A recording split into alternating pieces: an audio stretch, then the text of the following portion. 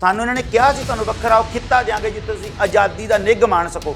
ਆਹ ਆਜ਼ਾਦੀ ਦਾ ਨਿੱਘ ਆ ਕਿ ਜਿੱਥੇ ਸਾਡੀਆਂ 14 ਸਾਲਾਂ ਦੀਆਂ ਕੁੜੀਆਂ ਨੂੰ ਇਹਨਾਂ ਦੀ ਰਾਸ਼ਟਰਵਾਦ ਦੇ ਥੱਲੇ, ਇਹਨਾਂ ਦੇ ਝੰਡਿਆਂ ਦੇ ਥੱਲੇ ਸਾਡੀਆਂ ਧੀਆਂ ਨਾਲ ਰੇਪ ਹੋਇਆ ਹੋਵੇ। ਜਿਹੜਾ ਬੰਦਾ ਇਸ ਦੇਸ਼ ਦੀ ਆਜ਼ਾਦੀ ਲਈ ਜਿਹੜੀ ਕੌਮ ਨੇ ਸਭ ਤੋਂ ਵੱਧ ਖੂਨ ਵਹਾਇਆ, ਉਹਨਾਂ ਦੇ ਹੀ ਸਭ ਤੋਂ ਪਵਿੱਤਰ ਸਥਾਨ ਦੇ ਉੱਤੇ ਫੌਜ ਚੜ੍ਹੀ ਆ। ਦਰਬਾਰ ਸਾਹਿਬ ਤੇ ਹਮਲਾ ਹੋਣ ਤੋਂ ਬਾਅਦ ਸਾਨੂੰ ਇੰਜ ਲੱਗਾ ਕਿ ਹੁਣ ਇਦੋਂ ਅੱਗੇ ਕੀ ਹੋਣਾ ਆ। ਜਦ ਸਾਡੀਆਂ ਧੀਆਂ ਨਹੀਂ ਸੇਫ, ਸਾਡੀਆਂ ਇੱਜ਼ਤਾਂ ਨਹੀਂ ਸੇਫ, ਸਾਡੇ ਆਰਮੀ 'ਚ ਰਹੇ ਹੋਏ ਬੰਦੇ ਵੀ ਨਹੀਂ ਸੇਫ, ਉਹਨਾਂ ਨੂੰ ਵੀ ਤੁਸੀਂ ਦਿੱਲੀ ਕਿਸੇ ਸਟੇਸ਼ਨ ਦੇ ਉੱਤੇ ਅੱਗ ਲਾ ਕੇ ਸਾੜ ਦਿੰਦੇ ਹੋ। ਸੋ ਸਾਡੇ ਨਾਲ ਜਿਹੜੇ ਵਾਅਦੇ ਕੀਤੇ ਗਏ ਸੀ ਸਾਡੇ ਵੱਡਿਆਂ ਦੇ ਨਾਲ, ਉਸ ਸਟੇਟ ਨੇ ਨਹੀਂ ਪੂਰੇ ਕੀਤੇ। ਇਹੀ ਗੱਲ ਸੰਤ ਬਾਬਾ ਜਰਨੈਲ ਸਿੰਘ ਖਾਲਸਾ ਪਿੰਡ ਵਾਲੇ ਨੇ ਕਹੀ ਸੀ ਕਿ ਸਾਡੇ ਨਾਲ ਤੁਸੀਂ ਧਰੋਹ ਕੀਤਾ ਹੈ, ਝੂਠ ਬੋਲਿਆ। ਜਿਹੜੇ ਬੰਦਿਆਂ ਨੇ ਨਕਸਲਾਈਟ ਦੇ ਨਾਂ ਦੇ ਥੱਲੇ ਇੱਕ ਬੀਬੀ ਨੂੰ ਅਰੈਸਟ ਕਰਕੇ ਉਹਦੇ ਗੁਪਤ ਅੰਗਾਂ ਦੇ ਵਿੱਚ ਪੱਥਰ ਤੱਕ ਤੁੰਨ ਦਿੱਤੇ, ਉਸ ਬੰਦੇ ਨੂੰ ਰਾਸ਼ਟਰਪਤੀ ਮੈਡਲ ਦਿੱਤਾ। ਉਹ ਰਾਸ਼ਟਰਵਾਦੀ ਕਿਵੇਂ ਹੋ ਸਕਦਾ ਆ? ਕਿਸੇ ਘੱਟ ਗਿਣਤੀ ਦੀ ਔਰਤ ਨੂੰ ਮੋਨਾ ਕਰਕੇ, ਉਹਦੇ ਵਾਲ ਕੱਟ ਕੇ, ਉਹਦੇ ਗੁਪਤ ਅੰਗਾਂ ਮਿਰਚਾਂ ਪਾ ਕੇ ਤੇ ਉਹਨੂੰ ਸੜਕ ਤੇ ਘੁਮਾ ਕੇ ਤੇ ਉਹ ਸੁਸਾਈਡ ਕਰ ਲੈਂਦੀ ਆ, ਉਦੋਂ ਤਾਂ ਦਿੱਲੀ ਨਹੀਂ ਬਲਦੀ ਹੈਗੀ। ਇਹ BBC ਦੀ ਰਿਪੋਰਟ ਆ ਔਰ ਮੈਂ ਦਾਅਵੇ ਨਾਲ ਇਹ ਗੱਲ ਕਹਿ ਰਿਹਾ, ਮੈਂ ਕੋਲੋਂ ਨਹੀਂ ਬਣਾ ਰਿਹਾ। ਉਹਨਾਂ ਦੀਆਂ ਛਾਤੀਆਂ ਨੂੰ ਫੜ ਕੇ ਵਿੱਚੋਂ ਦੁੱਧ ਕੱਢ ਕੇ ਨਿਚੋੜ ਕੇ ਵਿੰਦੇ ਨੇ ਵੀ ਇਹ ਕੁੜੀ ਵਿਆਹੀ ਆ ਕਿ ਕੁਆਰੀ ਆ। ਇਹ ਹੈ ਅਖੰਡ ਭਾਰਤ ਤੇ ਇਹ ਇਹਨਾਂ ਦਾ ਝੂਠਾ ਰਾਸ਼ਟਰਵਾਦ ਆ। ਜਿਸ ਸਟੇਟਾਂ ਦੇ ਵਿੱਚ ਆਰਮੀ ਦੇ ਇਸ ਜ਼ੁਲਮ ਤੋਂ ਤੰਗ ਆ ਕੇ ਸੈਂਕੜੇ ਔਰਤਾਂ 2003-04 ਦੇ ਵਿਚਾਲੇ ਜੇ ਆਪਣੇ ਸਾਰੇ ਕੱਪੜੇ ਲਾਹ ਕੇ ਤੇ ਸੜਕ ਦੇ ਉੱਤੇ ਨੰਗੀਆਂ ਤੁਰ ਪੈਣ ਤੇ ਆਰਮੀ ਨੂੰ ਚੀਕ ਕੇ ਆਵਾਜ਼ਾਂ ਮਾਰਨ ਕੇ ਸਾਡੇ ਨਾਲ ਕਰੋ ਬਲਾਤਕਾਰ, ਉਹਨੂੰ ਅਖੰਡ ਭਾਰਤ ਕਹਿੰਦੇ ਆਪਾਂ। ਛੱਤੀ ਸਿੰਘਪੁਰਾ ਦੇ ਵਿੱਚ ਜਿਵੇਂ ਸਾਡੇ ਬੰਦੇ ਮਾਰ ਕੇ ਇਹਨਾਂ ਨੇ, ਆਰਮੀ ਨੇ ਮਾਰ ਕੇ ਤੇ ਨਾਂ ਲਾਤਾ ਕਸ਼ਮੀਰੀ ਖਾੜਕੂਆਂ ਦਾ ਤੇ ਉਹਨਾਂ ਨੂੰ ਕਿਹਾ ਵੀ ਅੱਤਵਾਦੀ ਕਰ ਆਇਆ। ਜਿਆਦਾ ਗੱਲ ਪ੍ਰੂਫ ਹੋ ਗਈ ਆ ਕਿ ਉਹ ਖਾੜਕੂਆਂ ਨੇ ਨਹੀਂ ਮਾਰੇ। ਫਿਰ ਜਿਨ੍ਹਾਂ ਨੇ ਮਾਰੇ ਨੇ ਉਹ ਇਹ ਮੀਡੀਆ ਚੀਕ ਕੇ ਉਹਨਾਂ ਨੂੰ ਕਿਉਂ ਨਹੀਂ ਕਹਿੰਦਾ ਕਿ ਆਰਮੀ ਦਾ ਅੱਤਵਾਦੀ ਘਰ ਹੈ? ਕਿਉਂ ਨਹੀਂ? ਜੋ ਕੁਛ ਉਸ ਕੌਮ ਨਾਲ ਹੋ ਰਿਹਾ ਆ ਜੰਮੂ ਕਸ਼ਮੀਰ ਦੀ ਧਰਤੀ ਦੇ ਉੱਤੇ, ਤੁਸੀਂ ਸੋਚ ਵੀ ਨਹੀਂ ਸਕਦੇ, ਤੁਸੀਂ ਉੱਥੇ ਪਹੁੰਚ ਵੀ ਨਹੀਂ ਸਕਦੇ, ਕੋਈ ਕਵਰੇਜ ਨਹੀਂ ਕਰ ਸਕਦੇ ਸੱਚੀ ਸੁੱਚੀ ਕਿਵੇਂ ਸਾਡੇ ਲੋਕਾਂ ਨੂੰ ਆਰਮੀ ਨੇ ਮਾਰ ਕੇ ਤੇ ਉਹਨਾਂ ਦਾ ਨਾਂ ਲਾਤਾ ਤੇ ਕਹਿ ਦਿੱਤਾ ਕਿ ਅੱਤਵਾਦੀਆਂ ਨੇ ਮਾਰੇ ਨੇ। ਹੁਣ ਉਸ ਆਰਮੀ ਨੂੰ ਅੱਤਵਾਦੀ ਕਿਉਂ ਨਹੀਂ ਕਹਿੰਦਾ ਇਹ ਰਾਸ਼ਟਰਵਾਦ? ਕਿਸੇ ਵੀ ਲੈਫਟ ਨੇ, ਜਿੰਨੇ ਵੀ ਕਾਮਰੇਡ ਨੇ, ਜਾਂ ਦੀਆਂ ਅਖਬਾਰਾਂ ਨੇ, ਜਾਂ ਦੇ ਚੈਨਲ ਨੇ, ਕਿਸੇ ਇੱਕ ਨੇ ਵੀ ਜਾ ਕੇ ਉਹਨਾਂ ਦੀ ਸਟੋਰੀ ਕੀਤੀ ਹੈ ਕਦੀ? ਇਹ ਰਾਸ਼ਟਰਵਾਦ ਹੈ ਜਿੱਥੇ ਇਹਨਾਂ ਦੇ ਪੁਲਿਸ ਅਫਸਰ ਵਰਦੀ ਪਾ ਕੇ ਕਹਿਣ ਵੀ ਇਹ ਝੋਟੀਆਂ ਤੁਰੀਆਂ ਜਾਂਦੀਆਂ ਨੇ ਤੇ ਸਾਹਣ ਕਿੰਨੇ ਨੇ ਨਾਲ। ਇਹ GBS ਸਿੱਧੂ ਰਾਜ ਚੀਫ ਆਪਣੀ ਇੰਟਰਵਿਊ ਦੇ ਵਿੱਚ ਕਹਿੰਦਾ ਇਸ ਰਾਸ਼ਟਰਵਾਦ ਨੂੰ ਅਸੀਂ ਕਿਵੇਂ ਪੁੱਛੀਏ? ਜਿਹੜਾ ਵੀ ਹੱਕਾਂ ਦੀ ਗੱਲ ਕਰਦਾ ਆ ਉਹ ਇਹਨਾਂ ਲਈ ਟੈਰਰਿਸਟ ਆ, ਅੱਤਵਾਦੀ ਹੈ। ਇਹਨਾਂ ਨੇ ਉਸ ਖਿੱਤੇ ਦੀਆਂ ਔਰਤਾਂ ਨਾਲ ਜੋ ਕੁਝ ਕੀਤਾ, ਤੁਹਾਡੇ ਰੌਂਗਟੇ ਖੜੇ ਹੋ ਜਾਣਗੇ। ਤੇ ਅਸੀਂ ਲੰਮਾ ਸਮਾਂ ਜੇਲ੍ਹਾਂ ਚੋਂ ਕੱਟ ਕੇ, ਕੋਈ ਸਾਡੇ ਅਜੇ ਵੀ ਬੰਦੇ ਅੰਦਰ ਨੇ ਤੇ ਅਸੀਂ ਉਹਨਾਂ ਜੇਲ੍ਹਾਂ ਚੋਂ ਰਿਹਾ ਹੋਏ ਹਾਂ। ਅਸੀਂ ਆਪਣੀ ਧਾਰਾ ਜਿਹੜੀ ਆ ਉਹ ਛੱਡੀ ਨਹੀਂ ਤੇ ਨਾ ਹੀ ਅਸੀਂ ਕਦੀ ਛੱਡਾਂਗੇ। ਸਾਡੇ ਤੇ ਇਹ ਗੱਲ ਥੋਪੀ ਜਾਂਦੀ ਹੈ ਵੀ ਇਹ ਸਿੱਖ ਤਾਂ ਸਿੱਖ ਹੀ ਅੱਗ ਲਾਉਂਦੇ ਨੇ ਸਾਰੀ, ਜਦੋਂ ਕਿ ਤੁਸੀਂ ਸਿਆਣੇ ਹੋ, ਪਾਣੀ ਦੀ ਲੋੜ ਹੈ ਨਾ ਆਪਾਂ ਨੂੰ, ਤੇ ਮੋਰਚਾ ਤੇ ਸਭ ਤੋਂ ਪਹਿਲਾਂ ਪਾਣੀ ਤੇ ਹੀ ਲੱਗਦਾ ਹੈ ਕਪੂਰੀ।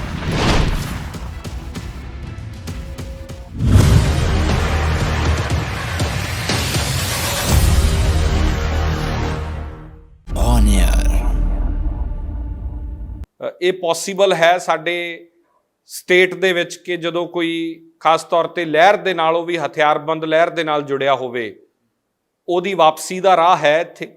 ਨਹੀਂ, ਪਹਿਲੀ ਤਾਂ ਇਹ ਹੈ ਕਿ ਜਿਹੜੀ ਮੂਵਮੈਂਟ ਹੁੰਦੀ ਹੈ ਜਾਂ ਜਿਹੜੀਆਂ ਲਹਿਰਾਂ ਹੁੰਦੀਆਂ ਨੇ, ਜੇ ਤਾਂ ਅਸੀਂ ਹਥਿਆਰ ਛੱਡ ਕੇ ਤੇ ਸਟੇਟ ਦੇ ਅੱਗੇ ਲਿਖਤੀ ਰੂਪ 'ਚ ਆਈਏ ਕਿ ਅਸੀਂ ਉਹ ਲਾਈਨ ਨੂੰ ਛੱਡ ਕੇ ਤਾਂ ਅਸੀਂ ਇਸ ਲਾਈਨ ਦੇ ਵਿੱਚ ਪ੍ਰਵੇਸ਼ ਕਰ ਰਹੇ ਹਾਂ ਤੇ ਸਾਨੂੰ ਸਾਡੀਆਂ ਆਹ ਲੋੜਾਂ ਨੇ, ਆਹ ਸਾਡਾ ਡੈਮੇਜ ਹੋ ਗਿਆ, ਆਹ ਸਾਨੂੰ ਚੀਜ਼ਾਂ ਚਾਹੀਦੀਆਂ ਨੇ।